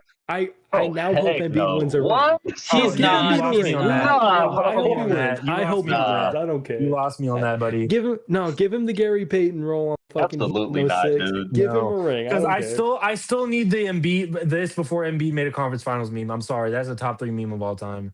I'll still use that meme, but I got nothing against Embiid. I have no respect for Embiid, bro. You could retire tomorrow. I wouldn't bat an eyelash. What did Embiid do to you? The Mitchell Robinson thing. The Mitchell Robinson thing. It's not even the Mitch thing. It's just like Embiid, you're 300 pounds flailing every single game, dude. He was told to be fair. His doctor made him do it. I don't care. He was doing that before he told him that, though. Small forward's arm and smacked himself in the face with it. What are we doing? Jalen Brunson is 5'11". I don't care how tall you are. Joel Embiid is 300 pounds, dude. Joel Embiid is 300 pounds, bro. I'm not hearing that. No, it's verifiable that when you're small, you get more calls just from getting hit. When you're big, they just beat on you. Shoot, the amount of times Embiid gets every call, dude. Go ask Jokic. Go ask Jokic when Alex Caruso was literally assaulting that man in the paint. They're like, nah, but cool. Bro, and I know Knicks and Jayden this. The amount of times you will see like Brunson get thrown on the ground or like hit midair and just not get a call is like legitimately insane for a person with his like status in the league. He doesn't have a status in the league. That's the problem. A lot of times I've seen this brother initiate the headbutt, and he's the one that gets the foul call. Is actually but they stopped calling that on him. He doesn't always. He doesn't always. Brunson really only pulls out the flopping bag against the Pacers. I'm not gonna lie. Yeah, that's true. That is true. In regular season games and then in every other series, he gets beat up. Like I don't think he got a single whistle in that Pistons series last year. Yeah, it's so funny. It's so funny. I think every team pulls out the flopping bag against us. You remember Mitchell was flopping all over the floor in that series last year. That's how he got to like 30 points a game. Bro, he had like 18 free throws that one game. Oh my god, dude. And that's why I think they said he had more free throws than the entire Pacers team that game. Yeah, he did. He did. That's why I hope that the NBA does not listen to these people's complaints about fouling, because if you really want every foul to be called, quarters will be 1 hour long, and you will never finish an NBA game. If they embed those like computer referees, I'm never watching a game again. Oh my god! The VAR is like how the Premier League is. Yeah, because then then every little piece of contact will be called, and quarters will never end. One half will be as long as a full NBA game. Like if old heads talk about defense being dead now, like they would finally be right with the VAR system in the NBA. Exactly. I mean. Oh my god! Like I said, every complaint that old heads make about the league is just not true. Like the ratings, the attendance, the game isn't fun anymore. People don't hate each other anymore. Like again, bro, Magic and Isaiah used to kiss each other on the cheek before every game. They used to kiss each other on the cheek before every game. Why? And you're saying that rivalries are dead now, bro? Wilt and Russell. It's just nostalgia, man. Yeah, Wilt and Russell used to go to each other's houses and have Thanksgiving dinner with each other before every year. Like I'm not buying this that apparently there's no animosity in the league anymore. And then when there is animosity, when players actually don't like others, y'all complain about it. Y'all call them sore losers. Again, like I said, let me read this off a tweet that I made, and I don't know if y'all saw this. Hold on, I'm very frantically typing here. All right, here we go. Basketball games are played between two fraud teams with fraud players. Whichever team wins beats the fraud team, and whichever team loses lost to a fraud team. If a player led his team to a win, he beat frauds, and if he had help, he was carried by frauds. No, but basketball discourse is never genuine anymore for that reason. Yeah. Everybody's a fraud. Everybody's easy. Everybody's fucking whatever. Everybody's a front runner. brain dead. Everybody's a front runner. Everybody's a front. Everybody. How about everybody's brain dead? Yeah. Yeah. What How about KD say? Y'all don't like anything about the NBA? y'all just want to complain? Kevin Durant. Fucking NBA NBA fans like nothing about the NBA. KD. Yeah. Shout out to you, Russ. KD also said, "Why do I want to look at graphs while having a hoop convo?" Yeah. He knows basketball. I'll give him that. He knows a lot. Unfortunately, he only knows basketball. Only knows basketball. Yeah, don't ask him about his other endeavors. Yeah. Don't ask him what he invests if they need drones, we got you. Yeah. Ooh, drones! I could put my phone in the remote and I can fly it. That's awesome. Yeah. Like the ones you could get at Walmart for $300. Oh man, I wish he invested in those instead. That would have been so cool. Yeah, but we're only at an hour and 34. 35. We've actually been talking. It feels like we've been talking for a while, but these finals episodes have gone on. They have breezed by because we only don't have that much to talk about, so we got to make up stuff on the fly. I can actually add a couple minutes to this. I think. What do you guys think about the Bulls hiring Tiago Splitter away from the Blazers? I think that was a great hire. I agree. I think Tiago's a nice coach. I think he kind of was dealt a bad hand with that the Blazers one because of course Chauncey got fired. Chauncey's one of the worst coaches I've ever seen. Chauncey got fired. Yeah. And he didn't get fired. He didn't get fired. He got investigated. He got investigated. Yeah. And then Tiago had to pull that team together. They still made the playoffs. Speaking of Chauncey, I forgot that happened after game 1. I thought that was like, a few games in the season. No, that was legitimately after game 1. It's like, all right, yeah, Tiago, you got to be the head coach now. Our coach is in federal prison. Yeah. I mean, they couldn't really do anything, but that's a good hire. Also, it's a pretty good hire for the Orlando Magic. They signed Sam Sweeney, the Spurs assistant coach. That's a good hire. I think it's Sean Sweeney. Sean Sweeney. Yeah. They signed him. And from what I've seen on reports, they're allowing him to dictate if they keep Paulo Banchero and Franz Wagner. Good. You got to split those two up, man. You got to do something. Yeah. So unless he's okay with them being together, one of them will probably be gone if he decides. Goodbye, Paulo. And then lo and behold, the Magic will have a direction for the first time in forever. For the first time in forever, the Magic will have a direction. I don't remember the last time the Magic had a direction. Will they actually have a direction? Well, they'll have more of a direction. They'll have more of a direction. Replace the Heat as the play-in Warriors? That is true. Yeah. I mean, are we sure after the new rules, that's the key right there. That's how you get more picks nowadays. Be a play-in. Yeah, that is true. Well, they don't have picks. They don't have picks anymore. They gave them all up for Desmond Bain. They did give them all up for Desmond Bain. They did give them all. They had no direction. I was right. Now, Mikal needed to put a content disclaimer when he said "fuck those picks." Fuck those picks, but within reason. Don't trade 5 for Desmond Bain when you have no direction as an NBA team. Don't trade 4 picks. Don't trade 4 picks for Trey Murphy. Or Trey Murphy.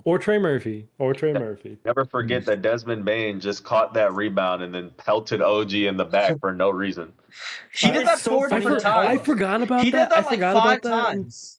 I forgot about that. OG wasn't even mad. He was just like, bro, what the fuck? What are you doing? Yeah. I forgot all about that until after the Knicks won. I was watching Inside for like an hour and a half.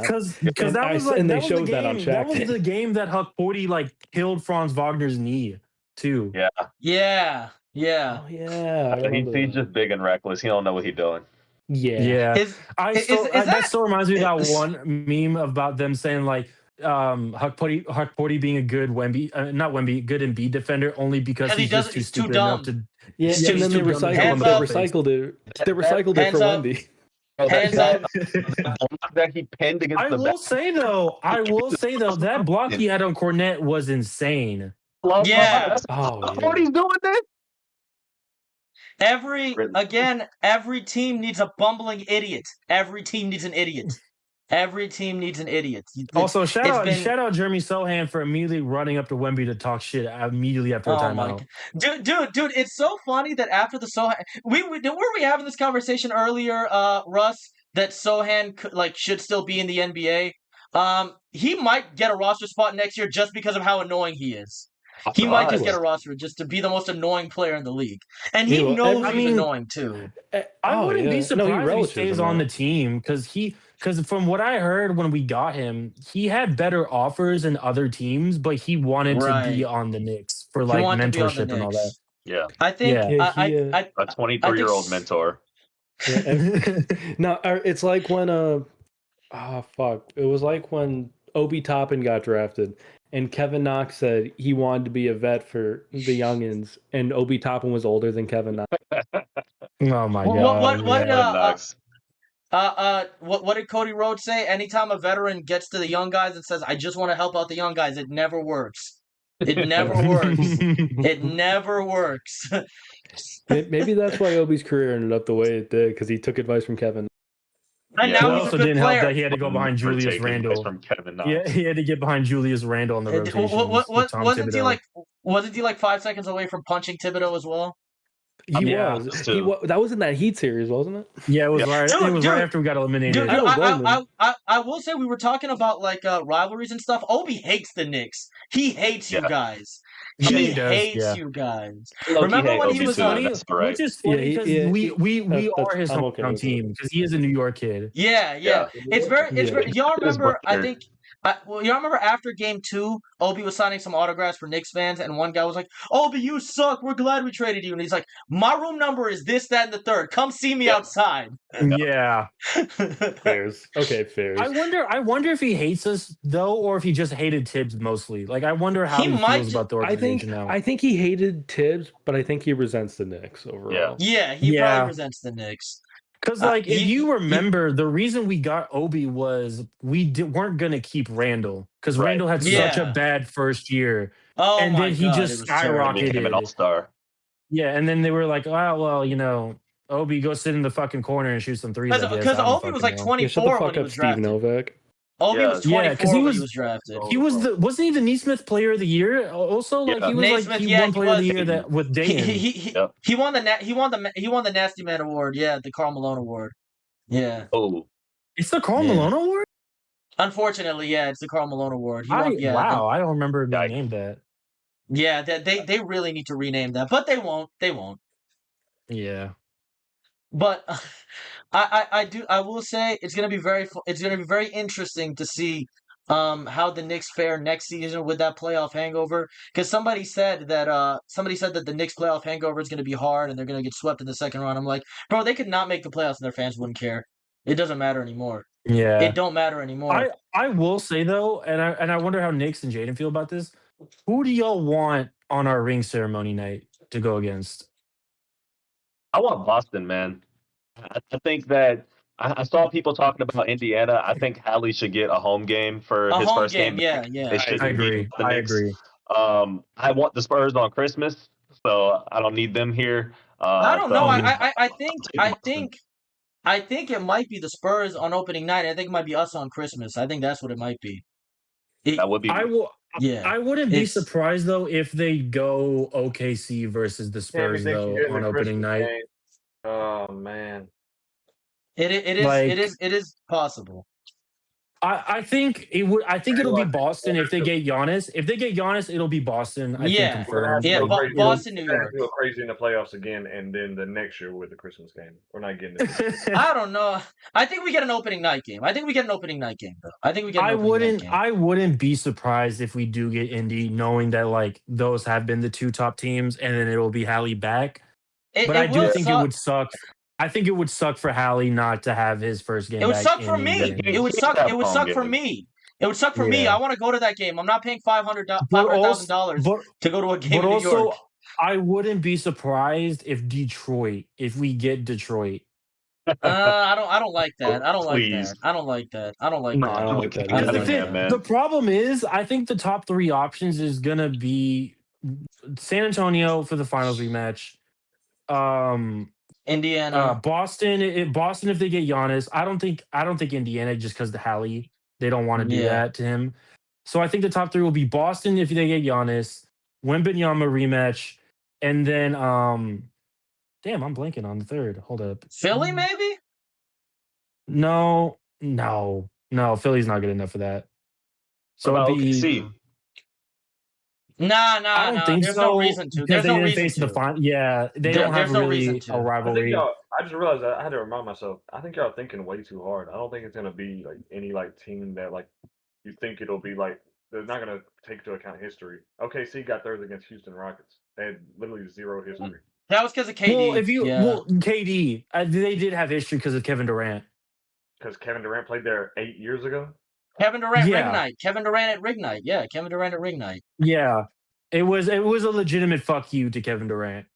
You know what? Give me the Nets. Why not? They'll play the Pacers so they can stunt in front of Obi Toppin. What if we do the Timberwolves, man? There you go. That could happen. Knowing Ant would just be in the background just cheering. He would just be cheering for that. So I don't think it would hit. Just Wemby mugging the whole time. Wemby though, I could see legitimately Wemby just staring with the most anger in his damn heart at the banner going up, knowing that it's because of him. It's gonna be the Washington Wizards. Boom. I'm crying. Oh Trey my Young. God! You think it could be? It could be because of this push that they're getting. Because of the. No. And AJ's first game on national TV. Y'all get a free win on ring night. Y'all don't want a free win? Because the Wizards won't be that good. y'all want y'all ring night to be ruined? Come on, man. That's fair. All I know though that the Garden will be explosive when that happens, dude. Yeah. Man, I'm so ready. You're gonna see. One thing I will say though, I really do hope they give Spike Lee a ring. I don't care about any of the other fans. 100%. 100%. Spike Lee that goddamn ring. 100%. I wouldn't be surprised. No offense to nobody, old lady. If wives is getting rings, Spike better get a ring. I'm sorry. Exactly. I'm sorry. Hey, no disrespect, but your husband might be off the team next year. Fuck you. It's like it's not even like other celebrities that get the tickets handed to them. Spike pays for every ticket he gets. Yeah. It would be like a Nal Pontia getting a ring when the Raptors won. Not getting rings. I ain't seen Ben Stiller at a game the whole time I've been seeing.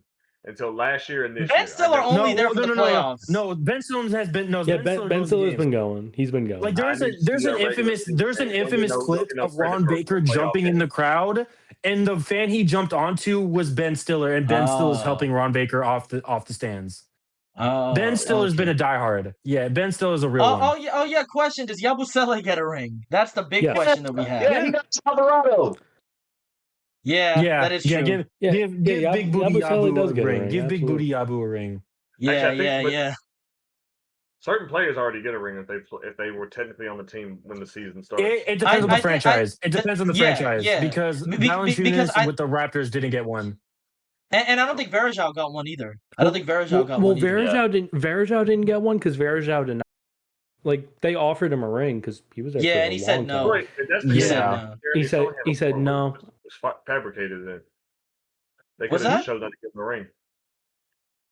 Yeah, because Jeremy Sohan played for both teams. Yeah. Oh, yeah, he would have got one anyway. That's why people guaranteed a ring. Technically, if what he's saying is true, the Spurs could have, if they would have won, they could have chose not to give Jeremy one. Yeah. No, they could have. Yeah. Like I said, so I thought you were actually required. Technically, though, if y'all think about it, Dalen Terry is an NBA champion now. Knicks legend Dalen Terry. I forgot he was on that team. Damn. Yep. Technically, he wasn't. He never played. He never even got a picture or a message. They were just like, "Oh yeah, we're immediately trading him for Jose Alvarado." They were just like, "Yeah." Fair enough. But hey, man, give Dalen Terry his ring. Give Dalen Terry his ring, Dolan. Does Shalom get a ring? They don't get a ring, man. No, I don't care about any other fan but Spike Lee getting that ring. I'm sorry. Spike Lee's the only fan that would deserve a ring. Unless Timmy pays for the ring, I don't care for him getting a ring. I mean, he doesn't get a ring, man. I'm good on that. Anybody can pay for it then. Yeah. So I feel like Spike Timothy Lee getting a ring. ring. That'd be a Timothy Chalamet ring would be so Mickey. Danhausen gets a ring. Yeah, Danhausen gets a ring. Danhausen gets a ring. Danhausen gets a ring. Danhausen getting a ring. Danhausen gets a ring. Danhausen gets a statue, bro. I better MOUSE. that Brunson statue better have him next to Danhausen cursing just the entire league. No, we Danhausen in the Raptors, man. So he looks taller. Come on, man. Yeah, that's fair. Come on now. It's cool though that now we can officially like talk about like that they're getting like all these players are getting their jerseys in the rafters and they're like getting statues and all that. Yeah, I wouldn't be surprised if the entire team is just a statue. Like Brunson will probably get his own solo one, but I wouldn't be surprised if like they give a statue for the team, if you know what I'm saying. Bro, give me an OG statue of the Tiffin. I think that's sure. Yeah, I think that's gonna happen. That was crazy. I'm slow. I just realized. Yeah, the Tiffin. How else do we describe the play? Come on. You know what? Speaking of unnecessary glaze, can y'all stop this alliance that you have with the Thunder? This is disgusting. This is absolutely disgusting. This is absolute. This is the grossest thing I've ever seen. No, the only player I don't like on the Thunder is Lou Dort. Everyone, cool. He won't be on the Thunder, so you don't gotta worry about that no more. So wait. He might be on the Thunder. That Shea best friend tax. I don't know. That Shea best friend tax. That shit fake. He don't care about Lou Dort like that. So do you think Wemby cares about Keldon Johnson like that? He's like I'll see you on the national team when we get back to it's like what LeBron said to Bronny when they lost in the first round last year. Have a good summer. I'll see you when I see you. I'm pretty sure you guys live together. Oh man, but they can meet up in Canada, play laser tag or something. Exactly. I don't know if they have that in Canada. I don't know what the luxuries are in Canada. He's just not a good player. That's nasty. Who, Lou Dort? Dort? He's not anymore. He fell off. He lost his powers. What did Josh Hart do? Hey, Respect him. Hey, Jake said, I wanted them gone too. Look, no, because somebody definitely put a receipt. Like, there was Spurs and 9. Spurs and 9 on me for talking trash on Josh Hart. And I was just like, hey, I mean, fair, but. All I ever would say about Josh Hart was I was just more preferable of him on the bench. Yeah. That was the only thing I was saying. That's understandable. That's exactly what I said. That's understandable.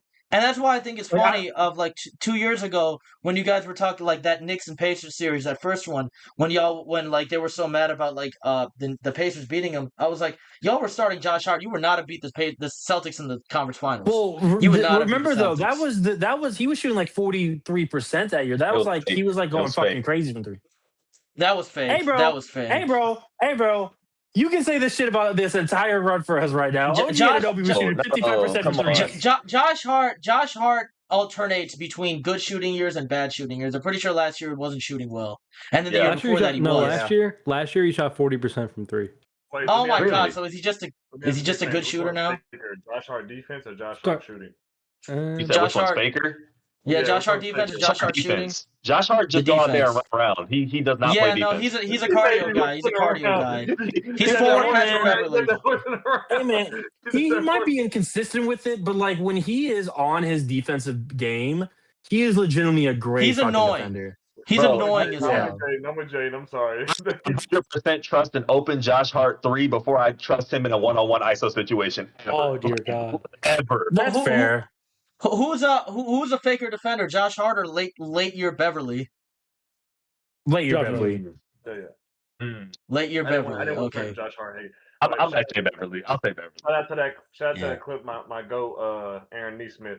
Him hitting that 3 right in Josh Hart's face. Well, actually, he's doing the splits. He made Josh Hart. If we're talking about fake fucking shots. That was the fakest thing I've ever seen in my life. And anybody can say that. Anybody can say that. You don't say that. You don't say that.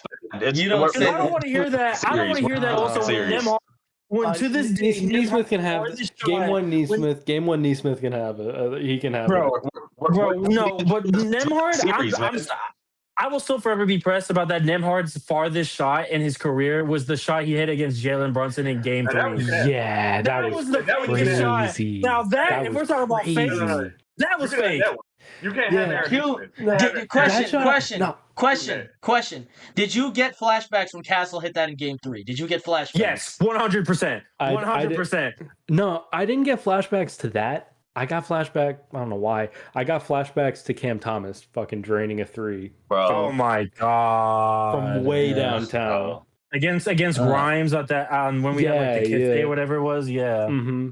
Like that. Those are the flashbacks I had. Tyrese Maxey shot personally. Oh, the Tyrese Game Maxey 4. shot. Oh yeah.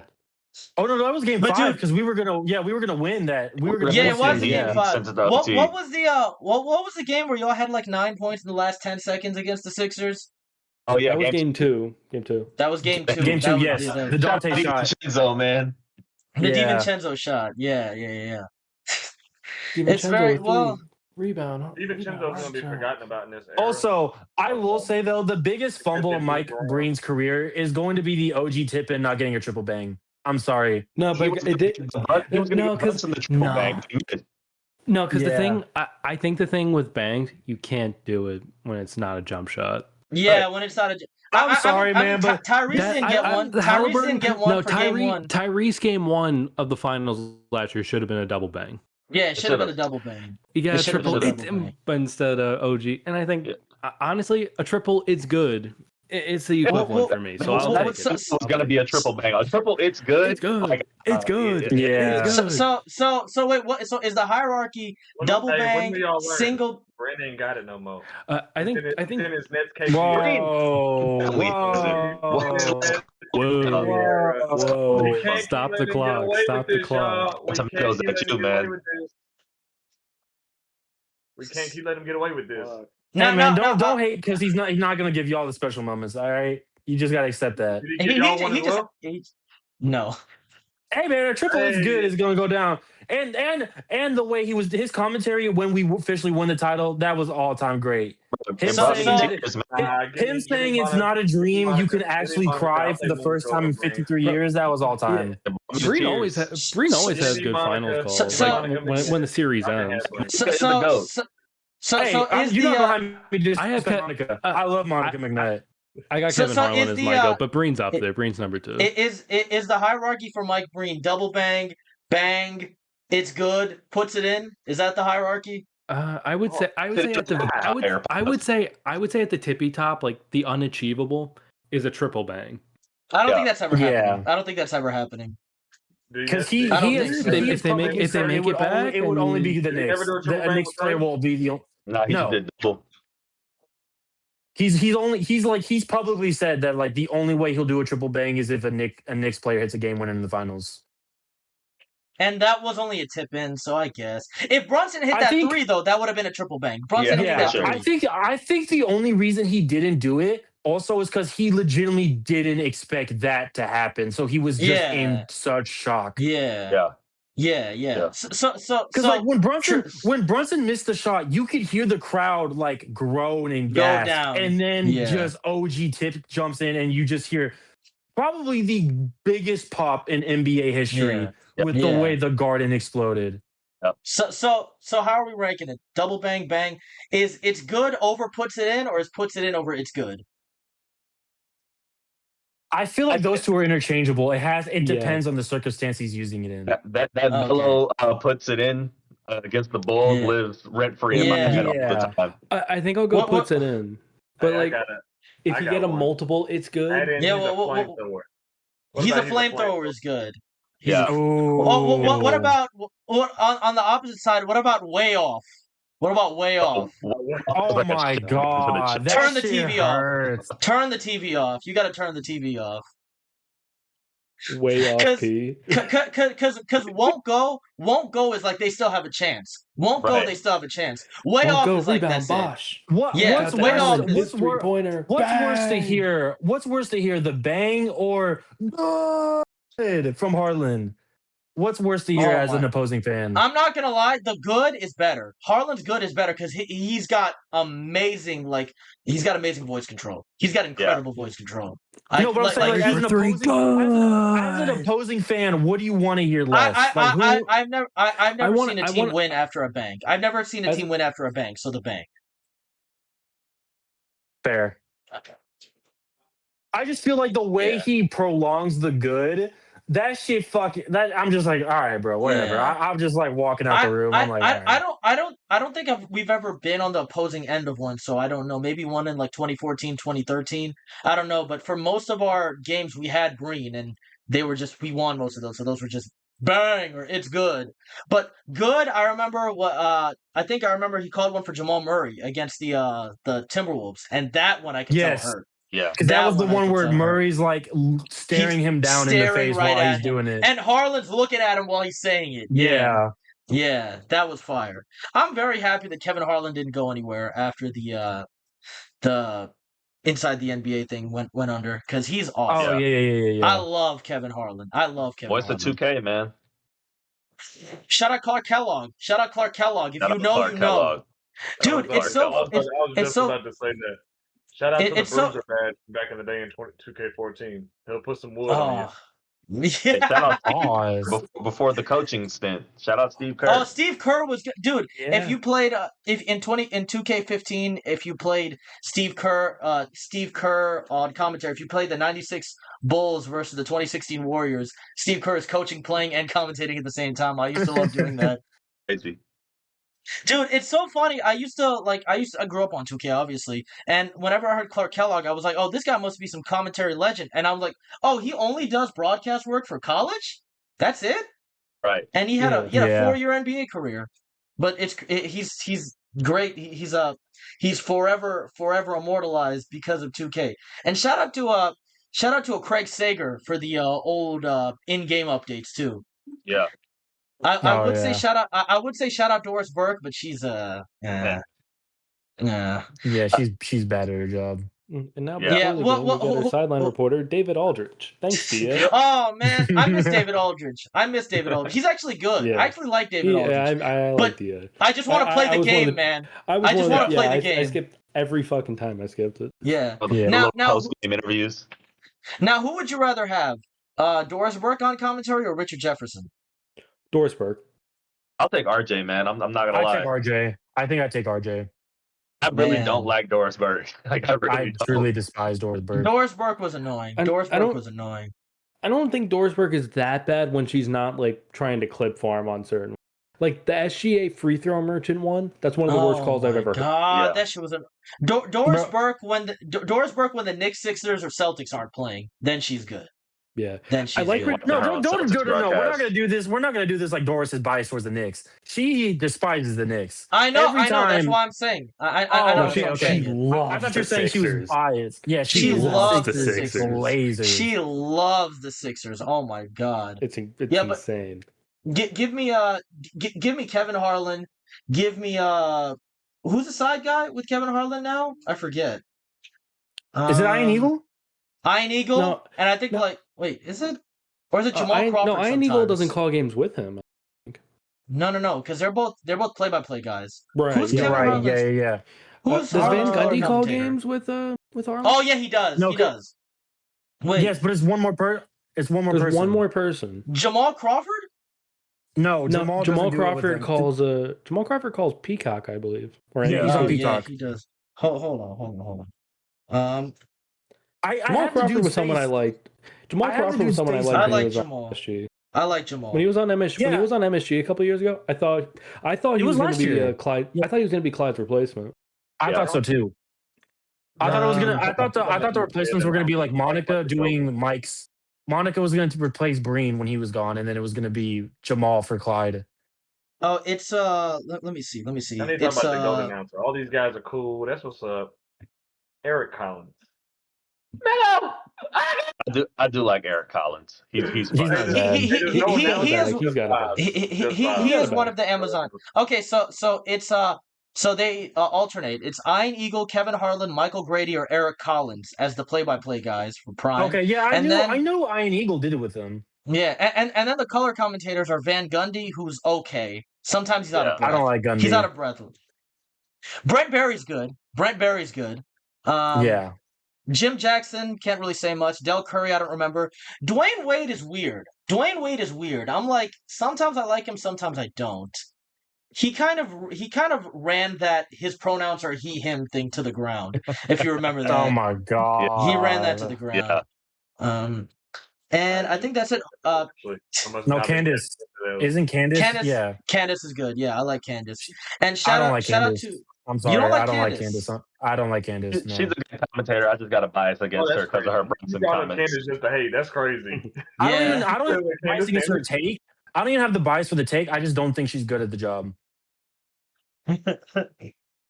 I generally just don't think she's a good color commentator. Who do we think is the best sideline person? I think it's Ashley. Easily. It's easily Ashley. It's easily Ashley. I have no take. I really don't pay attention enough to the sideline. Yeah. Unless it's like I listen to the interview, just their answers, but other than that, I really could care less. Too locked in on the game. I can't lie. Yeah, that is true. Sometimes they be. I know the WNBA does this thing. You know how like at the end of the quarters, at the start of the next quarters, they have like conversations with like the assistant coach or something like in NBA games. With the WNBA, they interview the coach while the game is currently happening. So the coach is like talking about the game while yelling at the players. I wish they would do that more. But no, because if I was a head coach, everybody would be like, bro, get the hell out of my face right now. Leave me alone. This is the finals. I doubt they do it in the finals. They probably don't do it in regular season games. But imagine Mike Brown having to discuss the defensive schemes against Wemby, and you just have like Ashley Mazzaro in his face. Like, so what did you think about the first quarter, Mike? And he's just like, bro, if you don't move. Actually, I changed my vote. I'm with Cammy because I definitely want to hear Spoelstra or Rick Carlisle be really snippy with the reporter. Oh my god! Yeah. That'd be hilarious. Imagine a prime Greg Popovich having to do that. He might have strangled one of the reporters. No. You know what he would have done? You know, Pop would have been like the person asked him, Pop, so what's been the biggest deterrence to your guys' game plan so far this game? And then Pop just looks at him like, you currently talking to me? And then they just walk away. 100%. Yeah. And also, one more Mitchell before Robinson's we end been this. all over the boards tonight. How do you get him off of that rebounding stat sheet? 6 feet. 6 feet. Called the box out. It's where you lower your body, put your hip into them. Shout out to Torian Prince. So a rebound is when you get the ball with two hands, you come down with it. Yeah. One more thing. We did. They got more of those than we did. Exactly. Another thing, one more thing I want to talk about before we end this, about Mitch Johnson.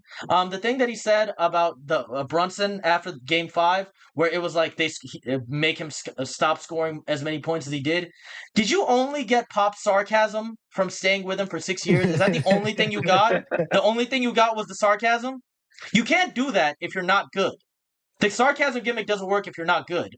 Then you're just the people just make fun of you. Speaking of the corny stuff, though, Wemby saying "I'll see y'all never," like that shit is worse than anything Jason Tatum has ever done in the corny media to me.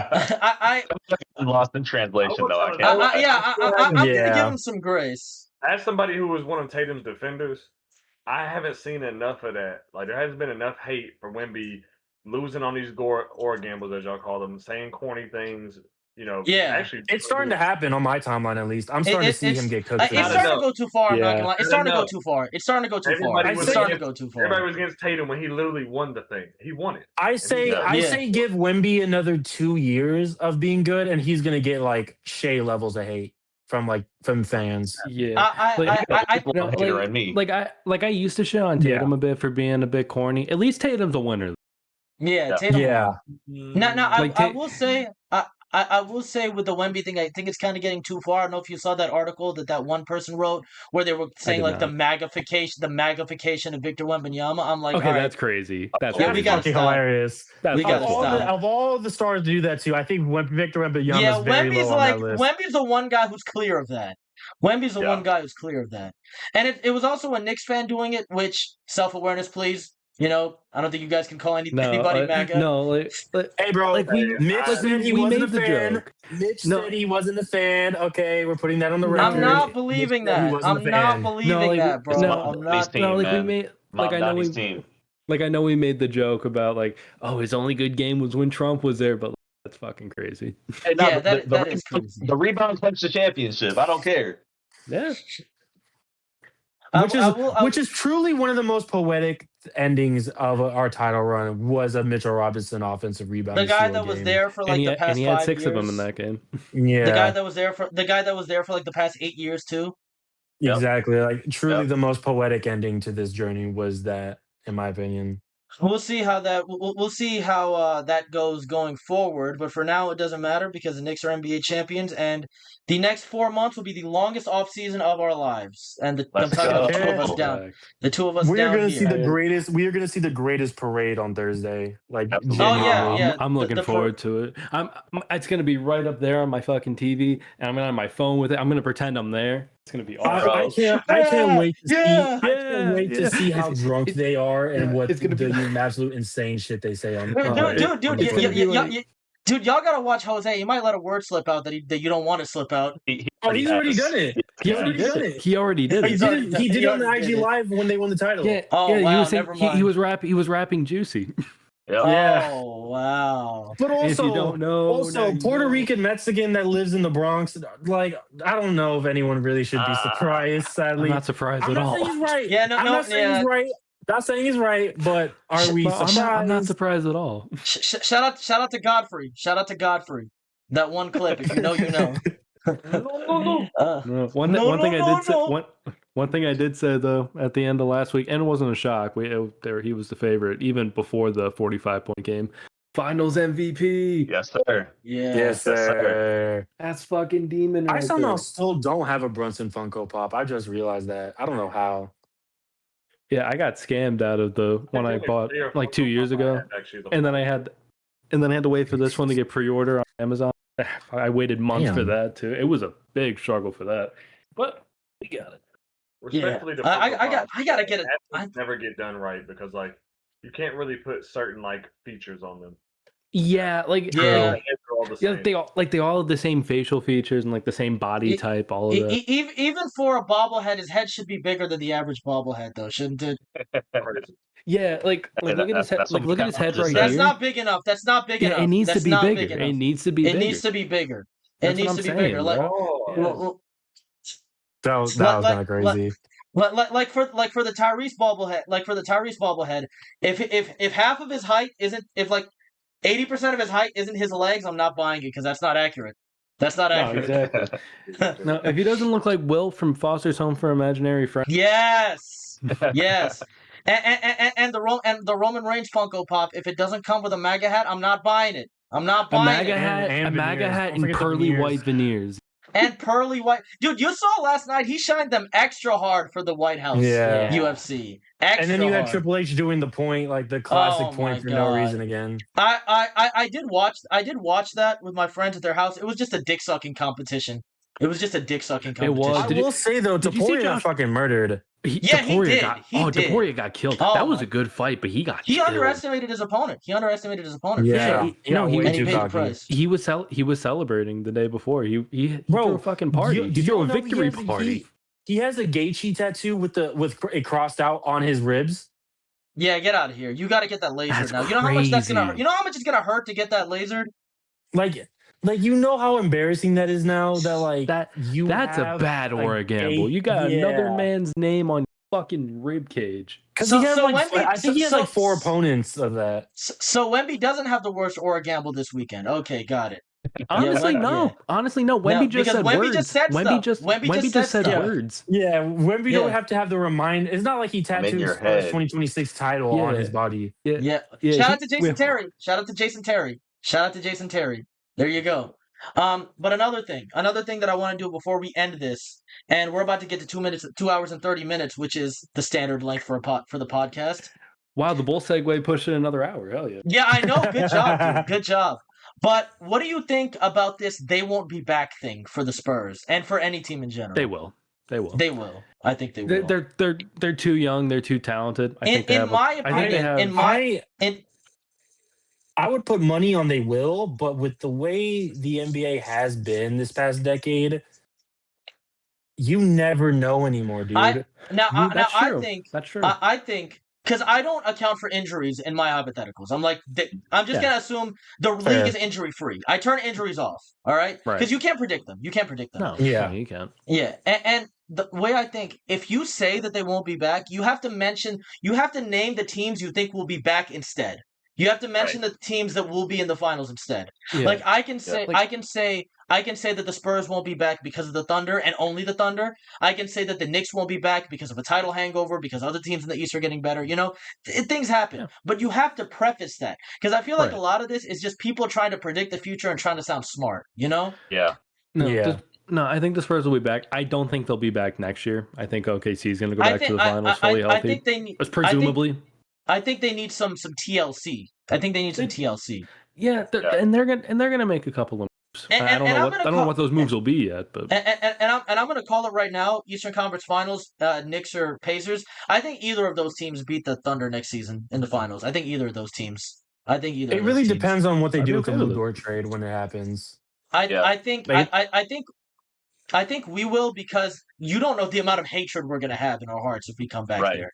Yeah. That's gonna be like I feel like every player's gonna have a dartboard with every Thunder player's face on it, just just right there. And I feel like they're probably pissed that in the 1 year y'all were out of it, the Knicks stole probably in their mind feel like the Knicks stole the title. Absolutely. I think like if there is a Pacers Thunder finals next year, it's not going to be like last year where I'm just like, you better fucking sweep them. You better fucking sweep them. You're gonna go for us? It's gonna be a finals I'm gonna look forward to, because I really don't. Pacers lose again.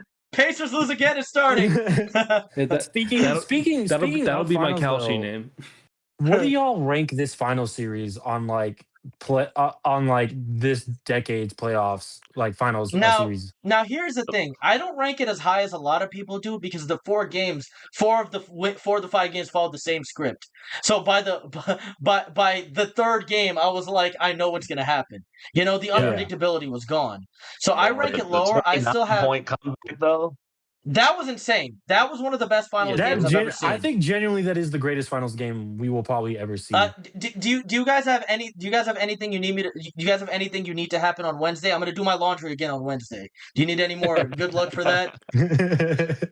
I think we're good for now, man. Yeah, we appreciate your service. I think I'm good for now. January maybe for the Bears Super Bowl run. Oh, okay. I'm an Eagles fan. I can't do that. Who's Super Bowl run? The Chicago Bears Super Bowl run. The who? Chicago Bears. No, brother. You in Indiana one now. No, we in Chicago still. We're in Chicago still. Well, we got like 6 more years. I gotta go from the Knicks to Jackson Dart hoops. So I'm just gonna keep dragging this out until and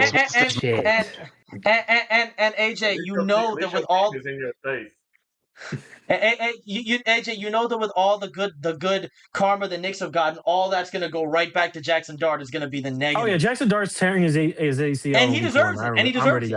Oh yeah, I'm America's quarterback, and he deserves it. You know what? You can shit on Jalen Hurts all you want. At least he's not one of them. All Jalen Hurts does is they still have Saquon. Yeah. What do you mean one of them? All I do whenever I see Saquon run for an end zone, you know that meme of me reading Mein Kampf on the bus but shaking my head every time so people know I disagree with it. Yeah, that's me. I don't like him. I think he's a loser. But shout out Abdul Carter though. That's my goat. And don't apologize to anybody, Abdul Carter. Don't apologize to anybody. I'm glad he didn't. I'm glad he didn't. I'm glad he was used to it. I'm very glad he did. No, he stood on that. Yeah, stand on business. You were not wrong. You were not wrong. Stand on business. And I also agree with what he said. At the end of the day, they're both on the same team. They're going to figure out a way to fucking coexist.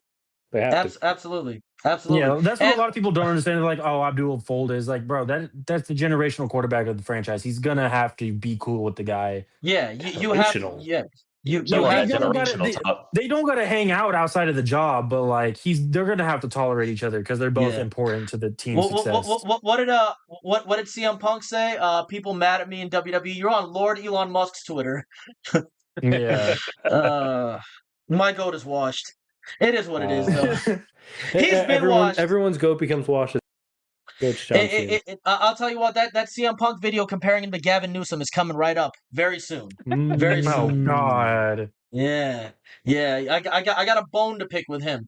CM Punk does not even make it to my S tier of white people. To be completely honest with you, he's not S tier. I got Jeff Hardy over him. I got these two guys over him. There you go. Anyways. With that being said, this is going to be an interesting offseason. I will say, Knicks, I will forget all about the 5th pick if that Ayo DeSumo trade gets going. Fair enough. Yeah. That would be fucking sick for the Pacers. Yeah. If that Ayo DeSumo trade gets going, that'll be very fun. Do you guys have your item? Your item? I do have my item. Okay, great. Let me let me dig in the all right. Got it. Also, just to make sure, my camera has been on this entire time because it just went back to like my 100%. Okay, cool. Because halfway through it went back to my profile picture, and I've been scared this entire time. Yeah, no. I just didn't know how to bring it up. No. I just want to bring it up in the middle. No, I noticed it, but I saw you went right. No, it's fine. Russ, what do you have? Cool. We are going with literature. Since basketball is over on the NBA side, and if you know anything about the WNBA, they are notorious for taking multiple breaks. We have plenty of time to read. Reading, ew. Oh, bell hooks, okay. Like I said, remember, guys, you always reread. You didn't get it the first time. I promise you didn't. If you think you got it the first time, George Bush won. Yeah, y'all see that picture? Y'all see that picture of Braun Strowman with George Bush? They came out recently. No. Yes, dude. I didn't see that actually. Did you see the one? Diabolical. Did you see the one yesterday with Kane and Trump? Oh my God, bro! Get out of here! I'm not surprised. That was probably a great day for Kane. I did almost. What do you have, Jayden? Almost chose the Hallies. Okay. Yeah, I almost. The Nick dunk. You know what? You know what? Do I go grab the Colic Hallies? Do I go grab the Colic Hallies? I'm gonna use the deodorant this time. Bro, seeing Tyler Kolek in that Puma fur coat was so tough, bro. I'm not gonna lie to you.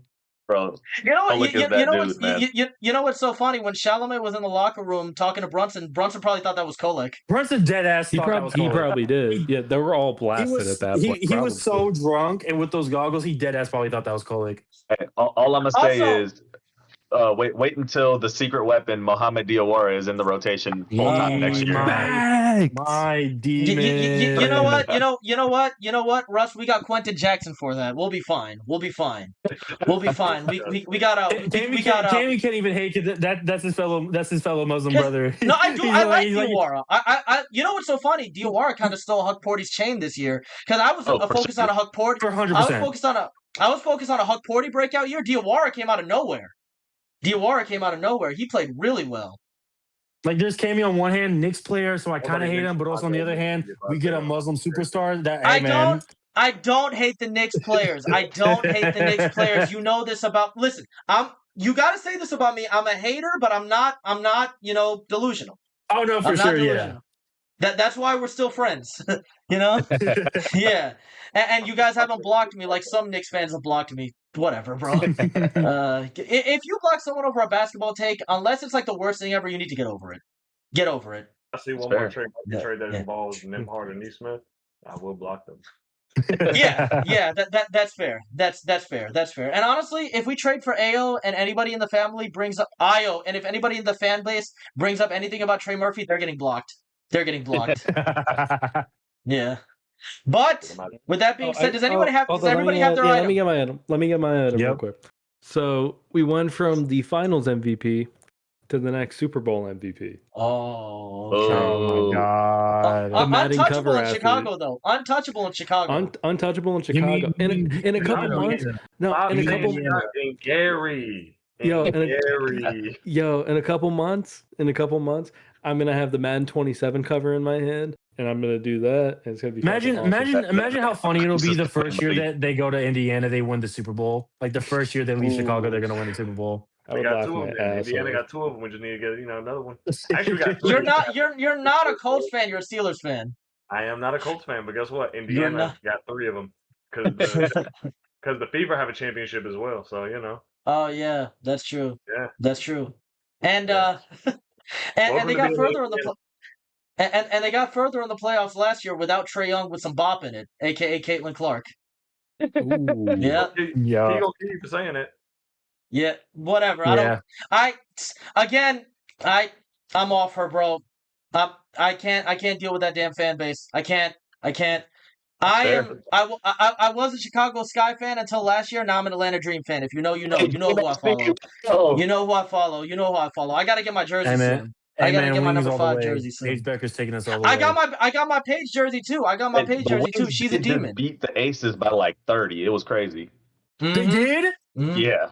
Yeah, you fuck Becky Hammond. Let's go.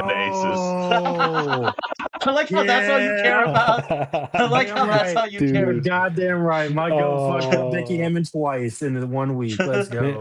Man, am I really going to start following the W so I can do Becky Hammond hate watches? Yes, I am. Yes, I am. You guys already won. We can't hate watch Asia, though. Nah, bro. Our hate watches I'm going to be that person and be like, hey, you remember? I'm about to earn an enemy at me. I'll be courtside. We can't touch Asia over here, man. Wait, Asia to go. I respect Asia. Knicks, you're gonna be courtside like those 2K screenshots with Drewski courtside. That's gonna be you. Oh man! I already told people that the Knicks gonna start buying all the tickets to the Aces games just so they can throw bacon, egg, and cheeses at Becky's head. It's gonna be half bacon, egg, and cheese and half turkey bacon. Green items was crazy. Y'all thought them green items they was throwing on the court. Bro, the Liberty game, the next Aces and Liberty game, they're gonna boo Becky out the building as soon as she's announced. They're gonna be throwing 3-day-old bacon, egg, and cheeses that are stale. Stale and like this. Oh God! You know how hard that bread gonna be? It's gonna smell. Bro, old bodega bread is nasty. Bro, hit her with a chopped cheese, bro.